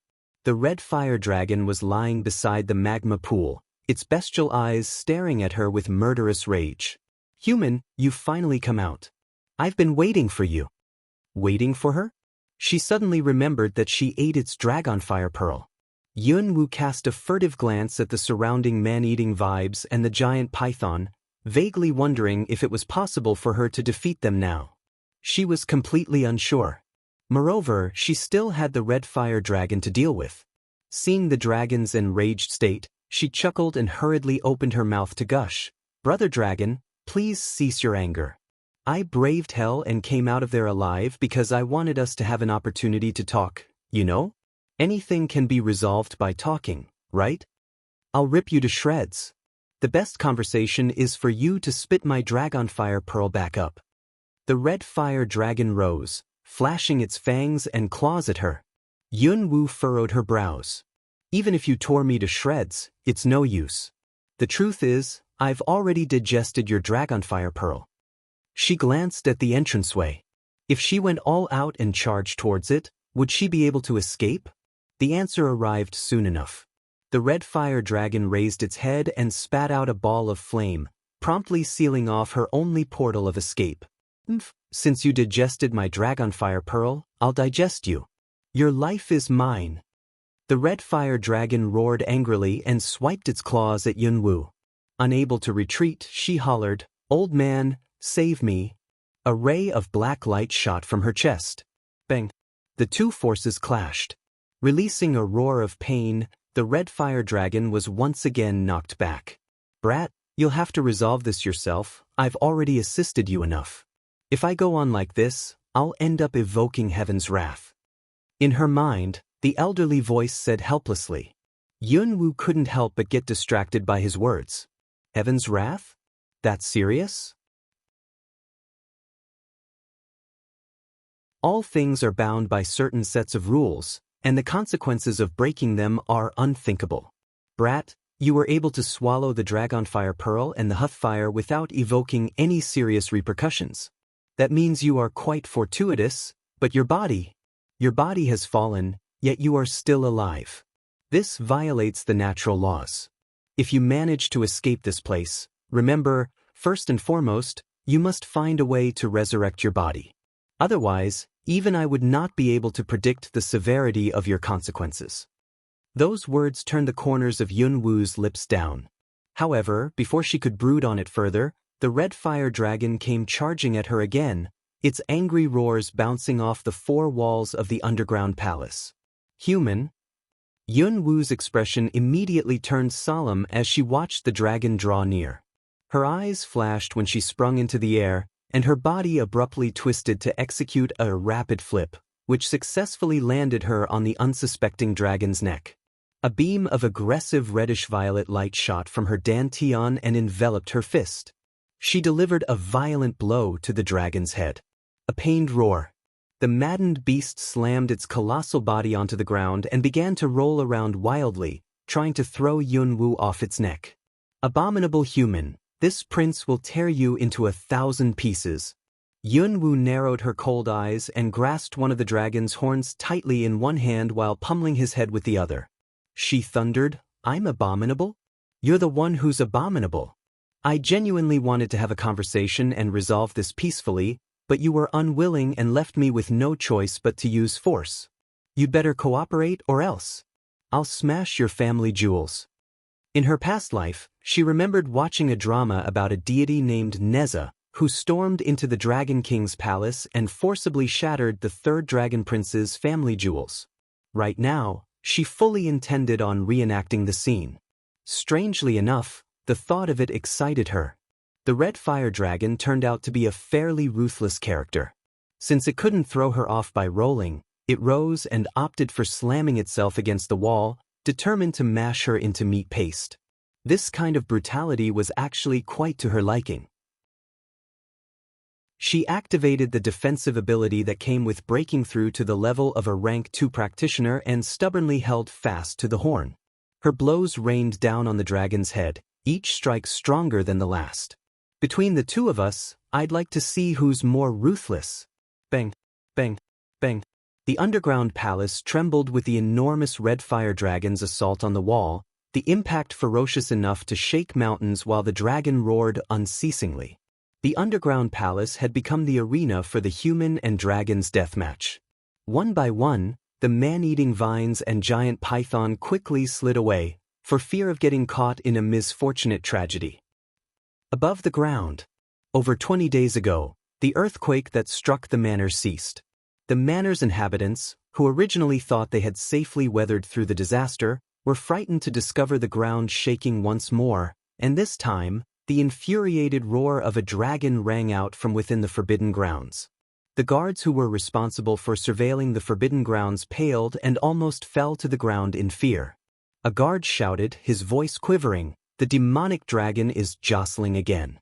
I'll go report to the old master, you guys stay here." "Quick, go." The guard fled in the direction of a certain courtyard. The remaining guards each pulled out a large sword and eyed the forbidden grounds entrance, cold sweat running down their backs. As it turned out, Old Master Yun knew it would be impossible to hide the incident any further, so he had informed the imperial family about the forbidden grounds and the dragon trapped within it. Numerous rumors were spread. The demonic dragon's evil deeds from countless years ago were also divulged to the public and traveled far and wide, shaking the hearts of those who learned about it. The imperial family had dispatched a host of guards to watch over the forbidden grounds, all to prevent the demonic dragon from fleeing. Those who resided within Yun Manor were the most anxious and worried of all. One mistake could lead to the demonic dragon's escape, and they would undoubtedly be the first ones to get caught in the bloodbath. After all, hundreds of years ago, the summoner who had sealed the dragon belonged to the Yun family. Demon dragons were one of the most valiant beasts in existence, and they held grudges to an extreme. A quiet courtyard existed in the northernmost region of the manor. Yun Qi and the three elders were relaxed and preparing to have a game of chess. Suddenly, the ground shook, and a dragon roared. The four immediately blanched. What exactly is that demonic dragon up to? In just 1 month, it has caused 2 disturbances. Surely the demonic dragon doesn't mean to break out? The 3 white-bearded elders all had sour looks on their faces. The first elder rose from his seat and frowned. Impossible. In the Forbidden Grounds that year, the Yun Manor summoner set up a millennium detention contract, and there remain 300 more years to it. Even if that demonic dragon is bold and valiant, for it to attempt a breakout is unlikely. Perhaps someone entered the Forbidden Grounds and provoked the demonic dragon, the second elder suggested coldly. At the side, Yun Qi frowned. No matter who, they still belong to the Yun family. Let us stop guessing and go take a look for ourselves. If push comes to pull, we can join forces to suppress it. In his heart, Yun Qi knew that the trespasser was likely his own 9th granddaughter, and if she was the reason for the demonic dragon's awakening, then he would be labeled as a traitor to the family. The 3 elders knew this too, but just as Yun Qi said, they all belonged to the Yun family, and now was not the time to condemn each other. Before the guards reached the courtyard with their report, the 4 had already set off for the Forbidden Grounds.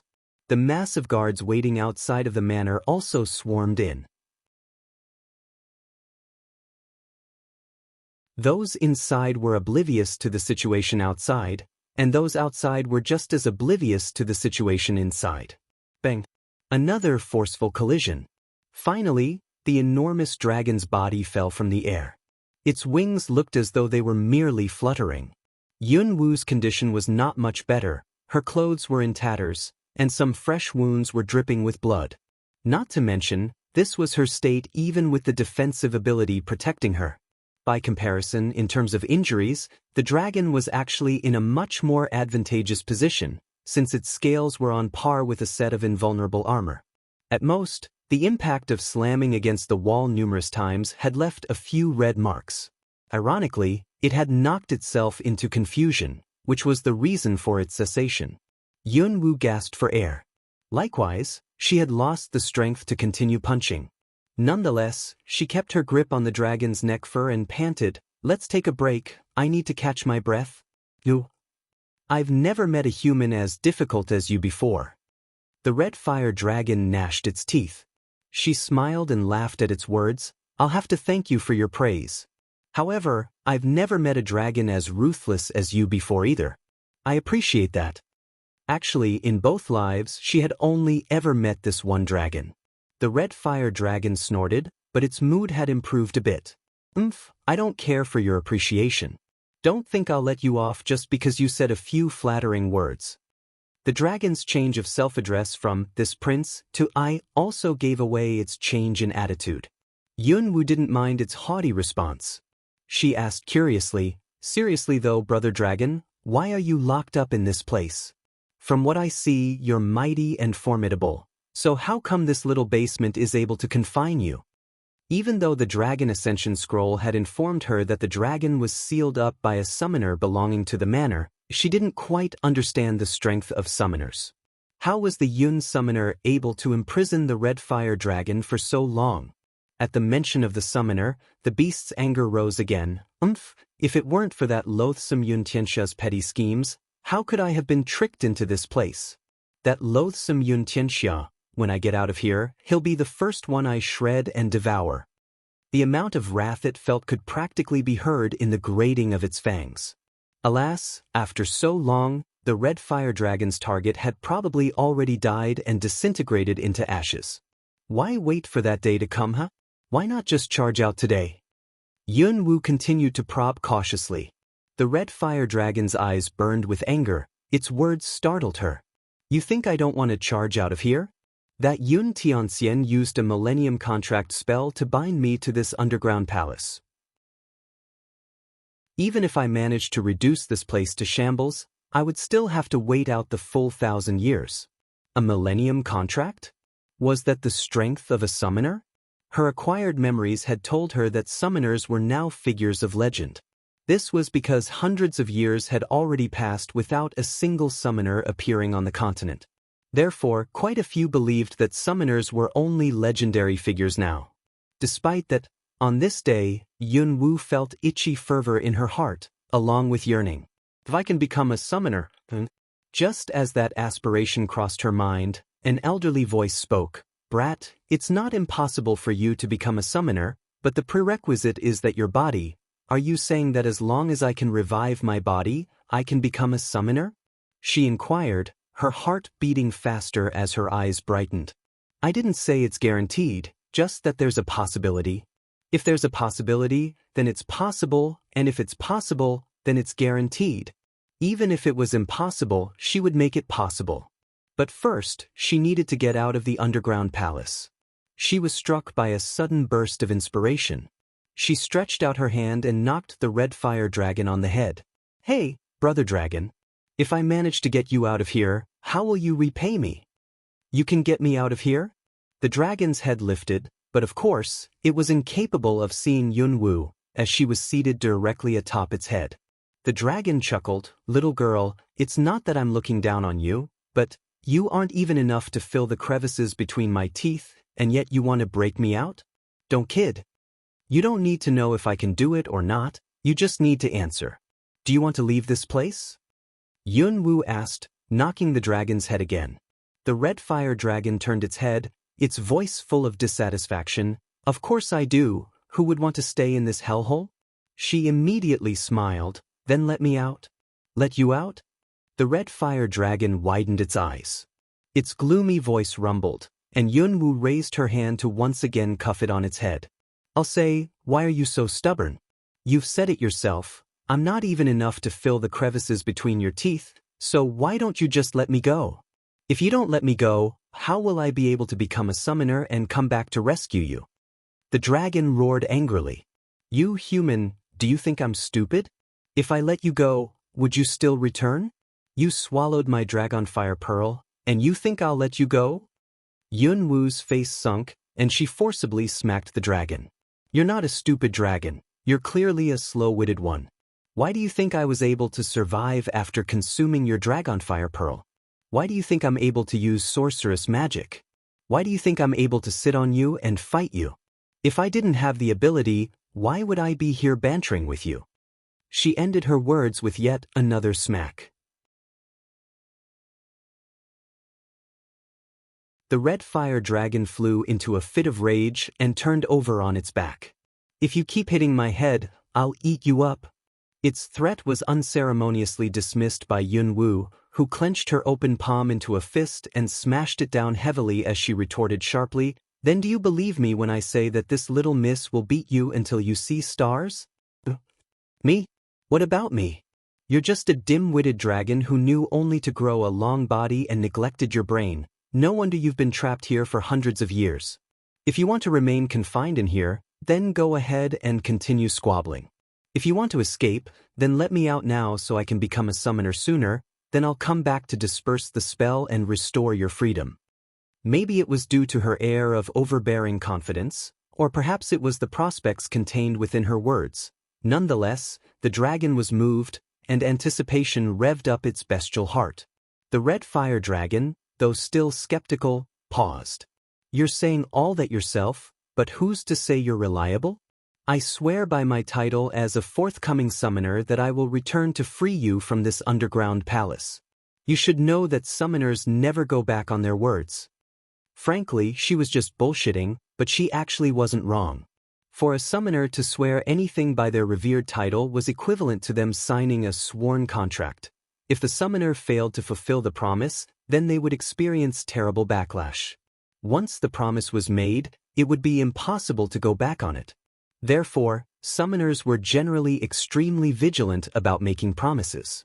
Of course, how could the current Yun Wu have known this? At the moment, Fooling the dragon was her top priority. The red fire dragon hesitated for a moment before opening its mouth. All right, since you swore by your title as a forthcoming summoner, this prince will believe you. However, know that if you dare lie to this prince, the day this prince is released is the day you and your family die a graveless death. In all honesty, Yunwoo didn't give a damn about the life or death of the Yun family, but faced with her current situation, she could only nod unhesitantly. Rest assured. But before that, you'll have to help me out a little. With the teeny tiny favor. I just need to borrow a bit of your blood. She entreated, thinking the red fire dragon's blood should be superior to the blood of the beasts from the beast forest, right? Though she was still unsure of how to revive her fleshly body, drinking beast blood would at least be able to preserve it. And thus, with the red fire dragon's reluctant consent, she laid down on its body and drank her fill before standing up, whereupon the dragon exclaimed, "Are you a human or not?" It eyed her suspiciously as she wiped her mouth of its blood. "What do you think? You're a monster." Despite its words, the red fire dragon's doubtful attitude towards her capabilities had actually been slightly subsided. She shrugged, just about to answer, when, hiss. At the underground palace entrance, the man-eating vines and giant pythons suddenly began to writhe around restlessly. A trespasser? The red fire dragon excitedly rolled over and sprung up into the air. That's excellent. You cannot be eaten, but now another trespasser has delivered themselves to my doorsteps. If weren't for the confines, the beast probably would have charged ahead already. A trespasser? Yunwoo raised her eyebrows, jumped off the dragon, and made her way towards the entrance, which essentially doubled as the exit. Hey, little girl, remember your promise? Don't worry. Wait for my return. She waved without looking back and left with a flourish, her departure executed in a cool manner. However, she didn't expect that right after walking out, she would see the man-eating vines and a different giant python thoroughly thrashed upon the ground, accompanied by the sight of a man slowly strolling towards her. She was speechless. Him, clad in boundless white robes, paired with a head of drifting silver hair and a breathtaking countenance. His inky black eyes, however, carried not a lure, but the cold light of a killer, making it seem as though the art and path of killing solely belonged to him. Yunwoo stood there dazed, sensing the bone-chilling aura around him as she watched him near, step by step. Little thing, after this, I really need to keep a closer eye on you. A tinge of huskiness mingled with the magnetic quality of his voice. In the blink of an eye, she was pulled into his embrace, to which she reacted by throwing her palms out to forcefully push him away. She quickly fell back a few steps, frowning. Why are you here? The bloodthirstiness that existed in the recesses of Long Qingxia's eyes was replaced by leisurely charm. His lips curved upwards. Heard my woman got thrown into the forbidden grounds. As your husband, how could I not enter too? Though, it looks like I worried for nothing. Hearing him, Yunwoo felt ineffably offended. This man, does he have to be so indecent every time? Nearby, more man-eating vines and giant pythons began to gather. Let's get out of here first, Long Qingxia said, gathering her into his arms. Ignoring her protests, he turned and took her out of the forbidden grounds. She wanted to break out his grasp, but seeing the corpses of man-eating vines and giant pythons littered on the ground, she was involuntarily stumped by the realization that he had killed his way into the forbidden grounds, just for the purpose of finding her. Why? Why would he do that? Long Qingxia held her tightly, and the unfamiliar scent of his presence tickled her senses, causing her heart to start to involuntarily race as a warm sensation washed over her. But she didn't dare let herself linger on the nostalgia. The warmth was like an enthralling poison. It served only to blur one's mind and judgment. A poison that she was all too familiar with. In her previous life, the betrayal of her lover had shattered her heart to pieces. In this life, she was without a heart.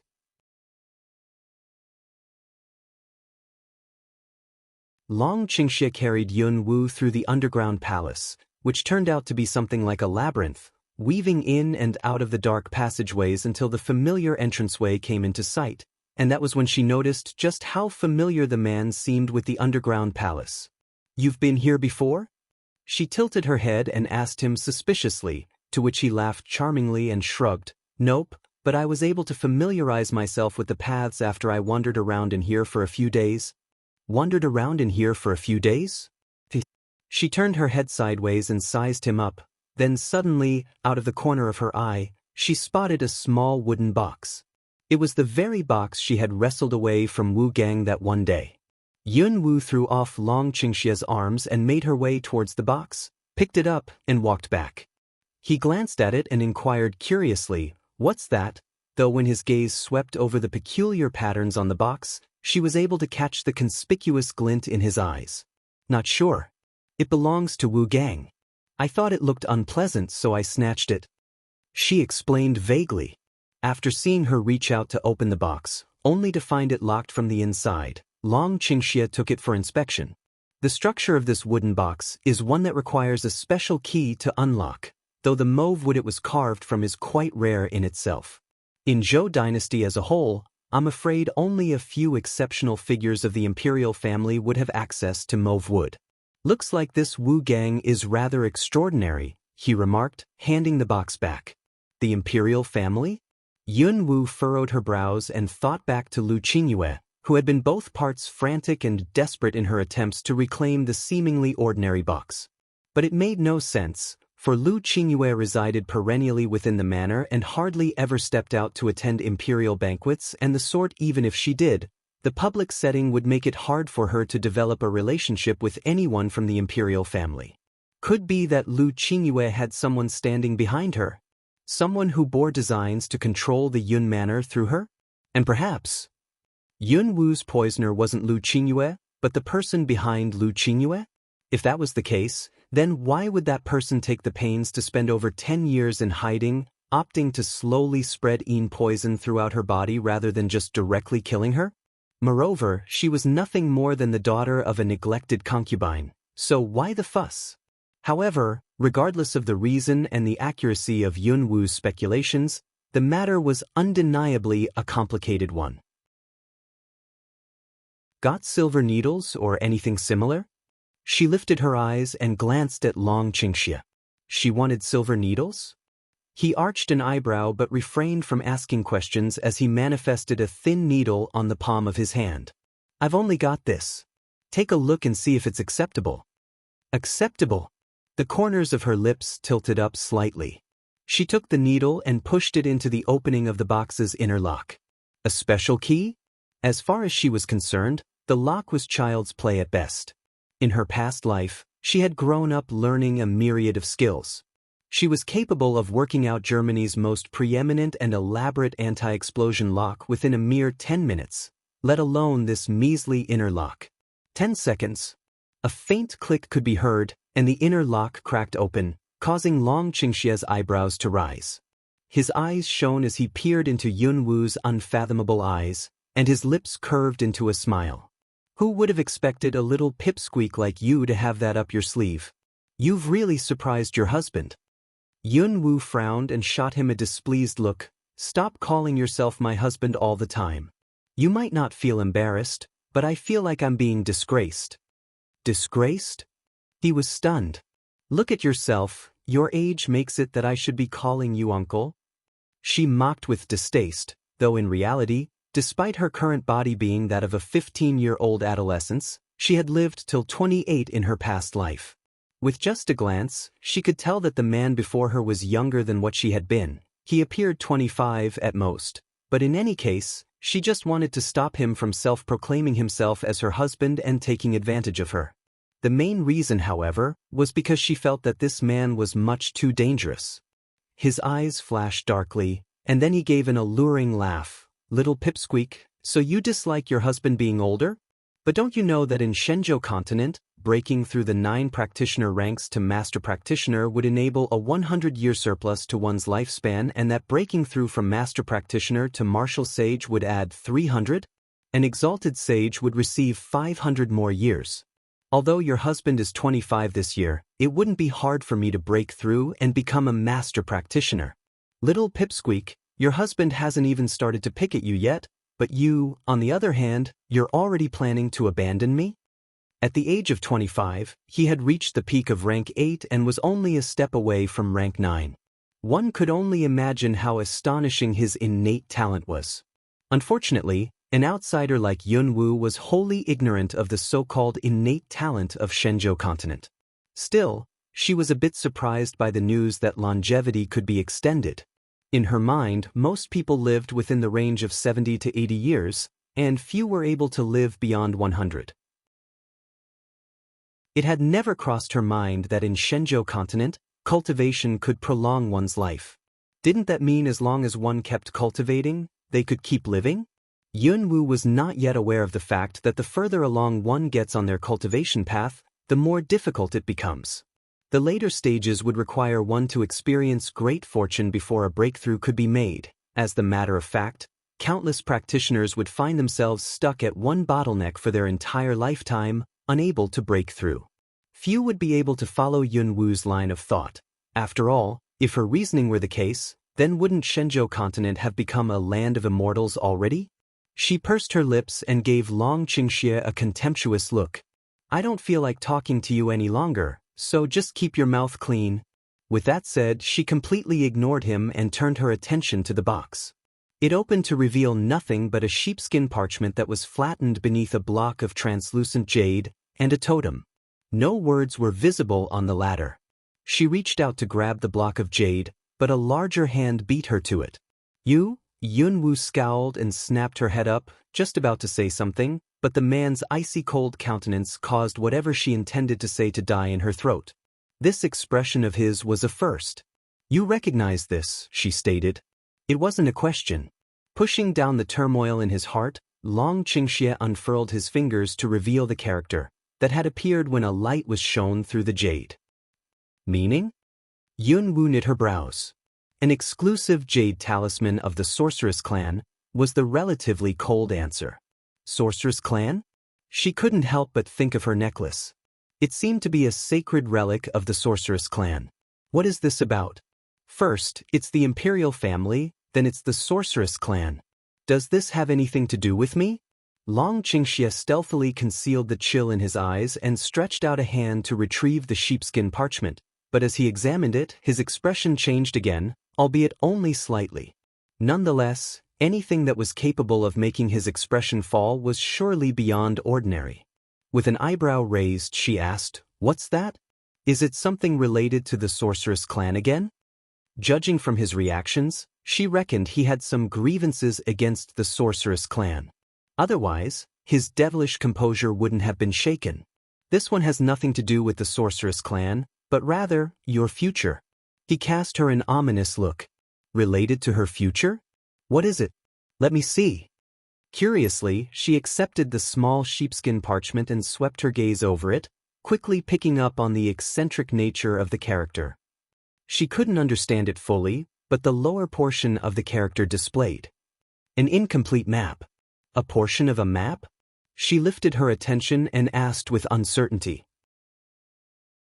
Long Qingxie stared at her as he responded, "To be precise, it is a treasure map." Treasure map?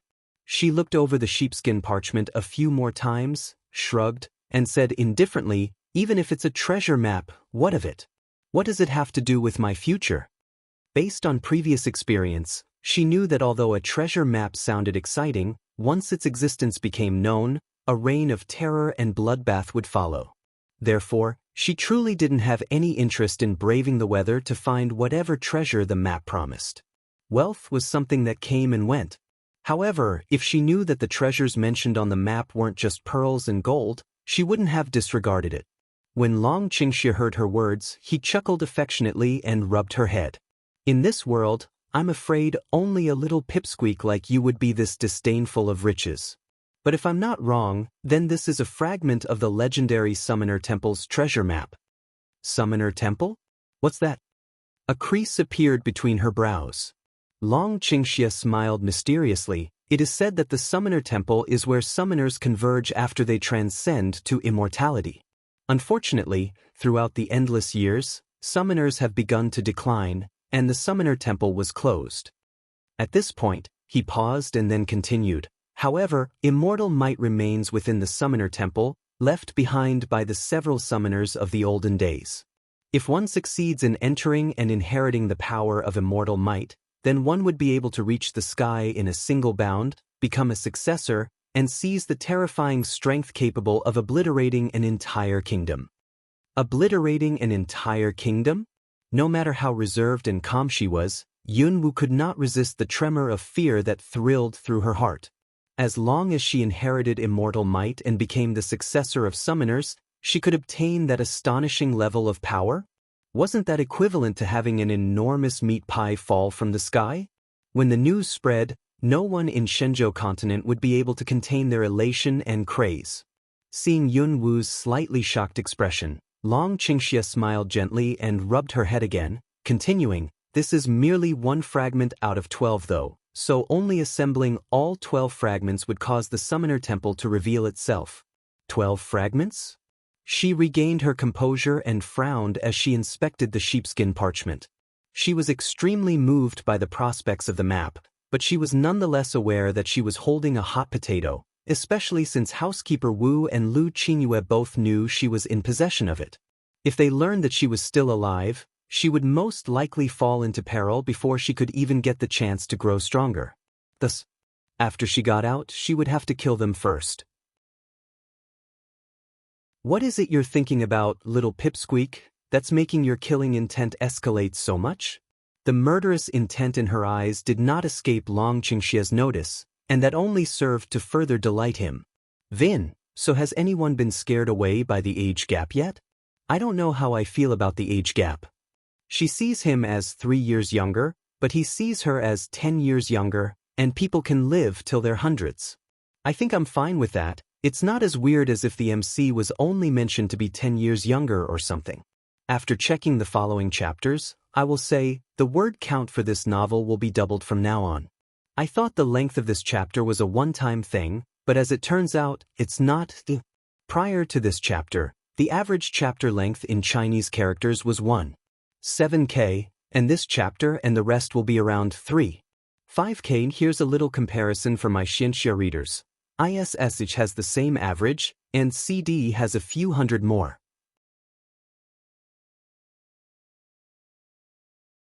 Yunwu reined in her expression and unceremoniously but swiftly tucked the block of jade and the map fragment into her bosom before finally sparing him a glance. "Nothing. Where to?" Her smooth maneuvers made him laugh helplessly, and then he prompted her to follow him. As she trailed after him, she eventually came to realize how he was able to enter the forbidden grounds. In a dark corner near the threshold, she saw a man-sized hole with an appearance akin to a cave entrance. It was likely Long Qingxia's handiwork. Only, contrary to her expectations, the tunnel actually extended all the way to the back mountain, below the cliffside she had once fallen from. The distance between the forbidden grounds and the end of the tunnel could be easily inferred from the fact that they were able to continue walking for over half an hour without stopping. This man, just how long did he spend digging this tunnel? His actions? She couldn't say she felt nothing, but she couldn't afford to feel anything beyond that either. Nighttime, 3 days later. On the east side of Yun Manor, within the master chamber, Lu Qingyue was taking off her clothes, preparing for bed. Suddenly, whoosh, a silent breeze whirred in from the window, extinguishing all the lamps and lights in the room, sinking it into abrupt darkness. Lu Qingyue's brows creased, and she scoured the room with her dark gaze. Then she shifted, and a long sword appeared in her hand. Utmost caution and wariness could be seen on her face. For her to react with such keen vigilance at figuratively the mere rustle of leaves in the wind showed that she was an unusually guarded person. "Who is it?" She looked into the darkness, set on finding whoever was making trouble, if there was even such a person. However, the room was dead silent. Still, she had a bad premonition that danger was approaching. Just then, a figure leisurely walked out from the darkness. "Who are you? You have the audacity to intrude this madam's room? How bold!" Although Lu Qingyue spoke in a cold voice, every bit the authoritative attitude of a Yun Manor madam, she was slowly inching towards the doorway. A silver needle flew out and stabbed into the wood of the doorway, immediately stopping Lu Qingyue in her tracks. A gentle voice, analogous to a ghost's, brushed by her ears, laughing. Great aunt, where do you think you're going? We haven't seen each other in so long, do you dislike me that much? Lu Qingyue froze, and surprise flickered in her eyes. Her voice trembled slightly. It's you? How are you still alive? The poisonous dart she had thrown out for good measure before leaving would have been enough to kill Yunwu, to say nothing of the man-eating vines that were also there. Yet now, what happened? Cold light shone in Yunwu's eyes as she strolled out from the cover of darkness and curved her lips. That just goes to say, I wasn't meant to die that day, so tonight, you will take my place. At her words, Lu Qingyue's body trembled, but immediately after, her eyes flashed with murderous light, and killing intent swathed her heart. You think a little good-for-nothing like yourself is qualified to speak such words? You'd better be sensible and hand that small wooden box back to me, then seeing we belong to the same family, I'll spare you. Or else. Her voice trailed off with a laugh, having made obvious her threat. If it were before, in a head-on confrontation, Yunwu indeed wouldn't have been strong enough to face Lu Qingyue. But today, aside from her expertise in killing, she had also reached the early stage of rank 5. If she wanted to kill a third-rank practitioner like Lu Qingyue, it would be as easy as turning her hand. Alas, Lu Qingyue still believed Yunwu was a good-for-nothing. Yunwu gave a sardonic smile, looked at Lu Qingyue as though she was looking at a retard, and said disdainfully, Family? So you're actually thick-skinned enough to use that word? Well, aren't you just laughable? You're nothing more than someone else's dog, a dog who takes herself too seriously. If I don't return the wooden box to you, then I'm afraid I wouldn't be the only one wanting your life. That master of yours would want to take your lousy life too, am I right? Someone with a life as cheap as yours? You really think you're worthy of calling yourself my kin? Yunwu's sharp, knife-like words caused Lu Qingyue to bristle with anger. Shut your mouth. A good-for-nothing slut like you is unqualified to talk about my master. Let me tell you, my master. Then she blanched and glared at Yunwu. You little slut, you tricked me. Lu Qingyue wasn't too dumb. When infuriated, she was able to immediately react and stop herself from revealing any more. Yunwu's eyes darkened, and she gave Lu Qingyue a sideways glance. Oh, looks like the one who entrusted you with the task of poisoning me was indeed your master. You don't need to know about that, but since you've unexpectedly figured out what you weren't supposed to know, you won't be alive for much longer. Frigid killing intent surged within her eyes as she lifted her hand, enveloped it in yellow battle spirit one, and in a flash, sent a long sword towards Yunwu's heart. Yunwu's eyes flared, and she curled her hand into a fist. Her body emitted dazzling magenta light as she met Lu Qingyue's attack with her own. Bang! The long sword broke, subsequently causing Lu Qingyue's eyes to quickly widen and fill with astonishment and dismay. Unfortunately, before she could speak, Yunwu's dark silhouette had already reached her side, striking a chill to Lu Qingyue's heart. Speak, who is your master? Yunwu held the broken end of the sword between two fingers as she pressed it firmly against Lu Qingyue's smooth throat. At this moment, Lu Qingyue was completely frightened. Magenta-colored battle spirit. From the ancient times to now, there had never been a magenta innate color before. The instant Yunwu made her move, she made it known to Lu Qingyue that she, Yunwu, was on a much higher level of strength. How was this possible? Within the short span of a month, the incurably poisoned good-for-nothing had survived the man-eating vines of the Forbidden Grounds and came out capable of utilizing battle spirit. Could it be the Forbidden Grounds? You? How could you have such power? Hearing Lu Qingyue's stunned voice, Yunwu laughed coldly. That I'll have to thank you for. However, if you insist on refusing to answer my question, I wouldn't mind letting that daughter of yours into the Forbidden Grounds to have a taste. I can assure the man-eating vines and numerous giant pythons will torment her until even her bones will cease to exist. The last part of what she said revealed that within the Forbidden Grounds, there were not only man-eating vines but also pythons. Lu Qingyue paled. No, you can't do that. She's your blood sister, you're both of the Yun family. Yunwu snickered. Blood sister? Lu Qingyue, do you hear yourself right now? That day, when I was tossed into the Crown Prince's resting chamber and killed by my so-called blood sister's whip and knives, did you ever think that I'm of the Yun family? That I'm also their blood sister? Her sudden icy laugh sent endless tremors through Lu Qingyue's heart, because in it she sensed the towering killing intent of someone who would stop at no cost to pay back those who had hurt her. It wasn't me who threw you into the Crown Prince's chamber, you can't. A weapon shot through the air. Chilling light, quick as lightning, flew in through the window, causing Yun Wu's expression to fall. She could do nothing but dodge the attack. Lu Qingyue, on the other hand, failed to do so. The dagger pierced through her head, and the impact pushed her body back and pinned her corpse to the back wall. If Yun Wu hadn't dodged, that knife would have penetrated through her brain first, followed by Lu Qingyue's. What a swift and ferocious attack. The perpetrator was definitely stronger than her.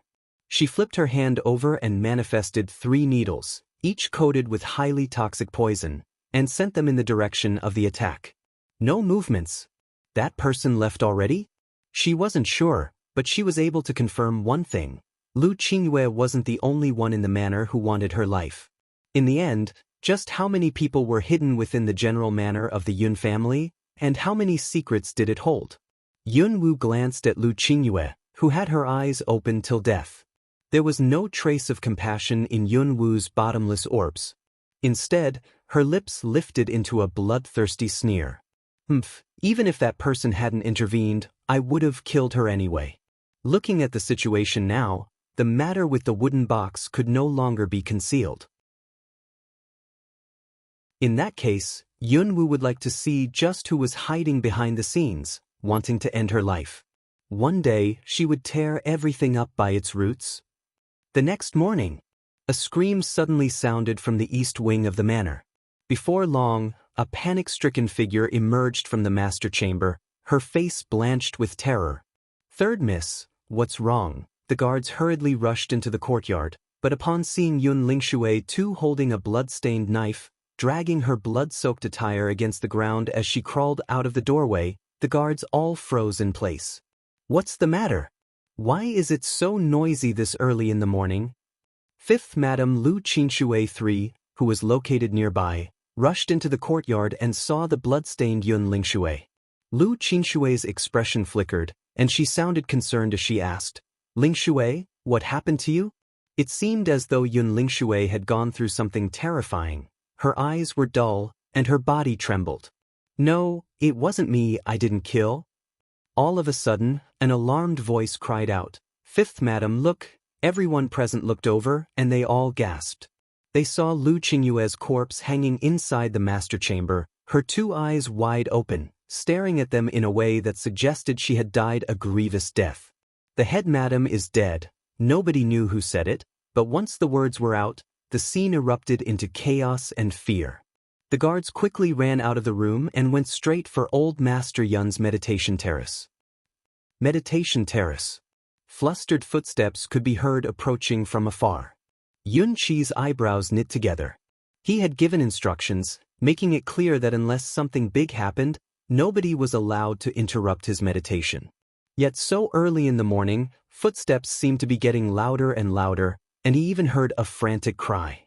He was forced to open his eyes, stand up, and walk to the entrance. The door was just opened when the guard outside spoke in a trembling voice. "Old Master, the head madam was murdered." "What murder? Speak clearly." Yun Qi stepped out into the courtyard, frowning. The guard immediately reported the happenings of the East Wing. "Earlier this morning, I heard the third miss screaming, and when I rushed into the courtyard, I saw the third miss crawling out of the master chamber, holding a bloodied knife, her body completely covered in blood. And the head madam looked like she had been slashed several times over with a knife, dripping with blood. She was dead."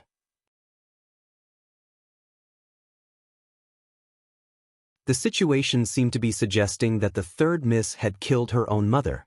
Yun Qi's face sunk, and with a flick of his sleeve, he left for the East Wing.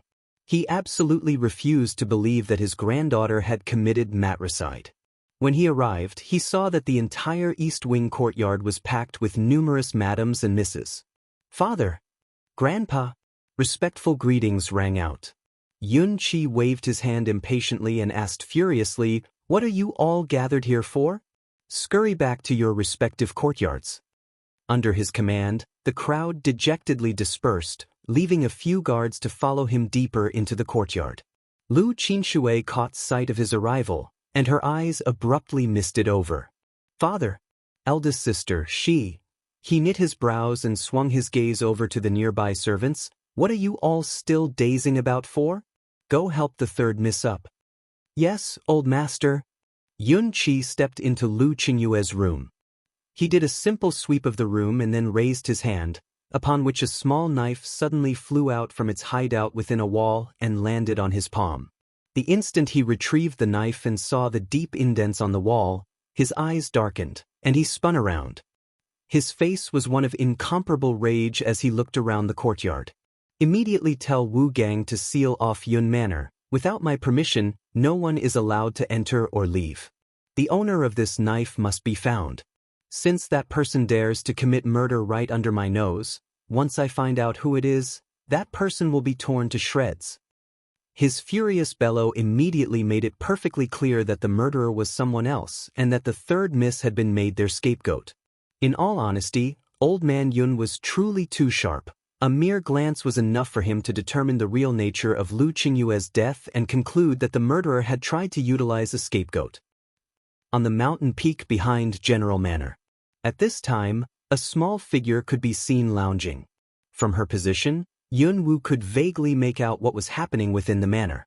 When she heard Old Master Yun's enraged roar, a cold sneer appeared in her eyes. She had set up a scapegoat, but her target wasn't Yun Lingshui one. No, it was the mysterious perpetrator. In due course, she firmly believed the perpetrator would reveal his or her tale. The sun cast warm rays upon her body. She stretched out a languid hand to pick up the pastry lying next to her, as though she were enjoying a good show, following the ups and downs of the situation below her and feeling good about it. All of a sudden, "Show yourself!" Her cold exclamation rang out, and a silver needle shot without delay towards her target. "Little Pipsqueak, it's only been 3 days since we last saw each other, but you want to kill your husband already?" The sound of a devilishly charming voice entered her ears, and a blur of movement was all she caught before she found herself once again lying firmly in the man's arms. Him again? She flashed back to 3 days ago when they emerged from below the cliff and he told her he had matters to attend to before handing her a set of silver needles and leaving. During those 3 days, she had visited the lake and exploited the vast array of herbs there to whip up a variety of special poisons that were imperceptible in both color and odor. Most importantly, she had gathered quite a few clumps of sage grass, though her fleshly body was still in a state of death, and she could only drink beast blood and consume sage grass to preserve it. Now, 3 days later, the man was pulling this all too familiar move on her again. Regardless of how many times it had happened already, Yun Wu refused to let herself get taken advantage of. A silver needle appeared on her fingertip, and she unhesitantly aimed it at his neck artery. Alas, Long Qingxia's reaction speed was extraordinarily quick. Before the needle could land, he caught both of her hands and crossed them over her chest, then held her closely from behind. This position melded their bodies together perfectly. This damnable, shameless bastard. Faint color flooded to her cheeks, and she started to struggle, but, "I suggest you stop squirming. Men are easily excited and very impulsive, you know? I'm sure you wouldn't want me to take you tonight, right? HM?" His seductive voice spoke gently in her ear, causing her body to stiffen and her cheeks to instantaneously flush further in anger. His tongue and hot breath played mischievously at her earlobe and neck, cutting off her escape. "Get your filthy tongue off me, or else I'll cut it off and feed it to dogs. You'll really be that cruel? Your hubby is frightened, but tell me, what should I do when your ferocious side attracts me so? Unfortunately, for the sake of your future, I'll have to retain my tongue. I still have to use it to taste your sweetness, no?" Long Qingxia teased suggestively. As he spoke, his slender fingers casually brushed across her malnourished mounds and continued its way upwards, a seemingly unintentional gesture that was definitely anything but unintentional. Yun Wu's face completely exploded with redness, And this time she couldn't tell if it was due to anger or shame. Shameless bastard. I'll bite you to death. No matter how she struggled, she couldn't break out of his iron grip.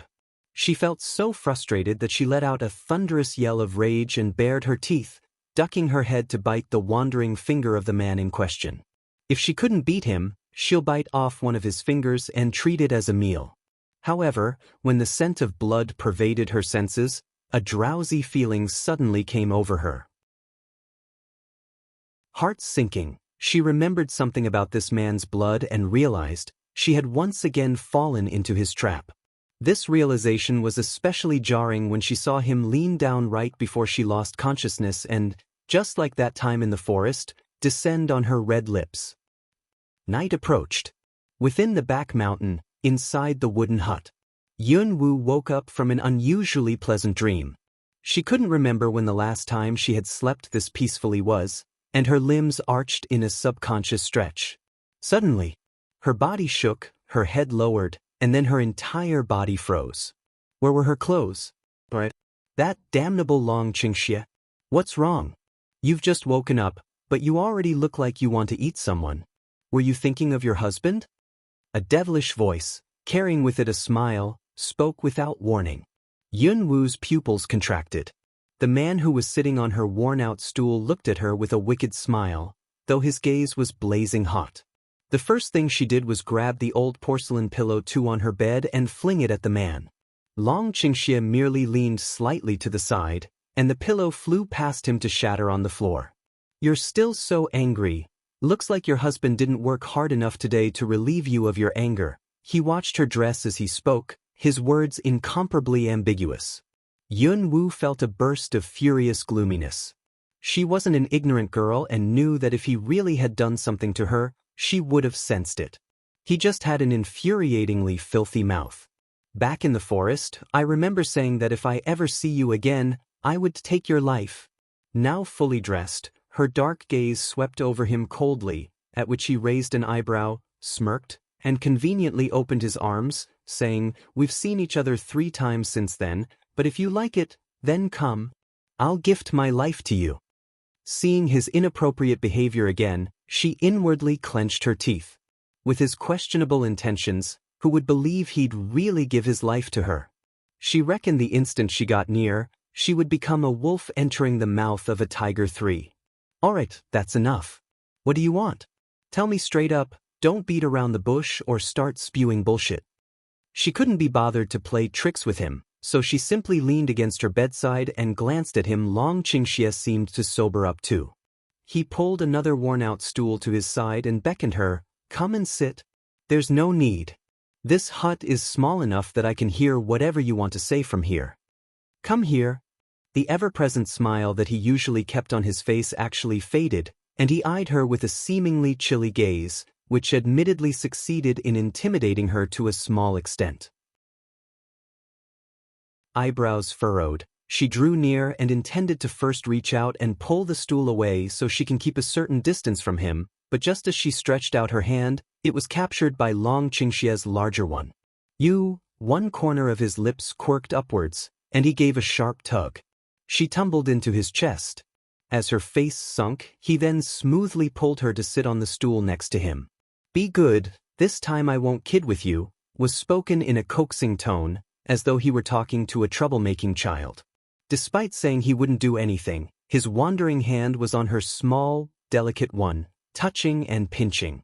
"Long Qingxie, your despicable hand had better behave itself," she growled.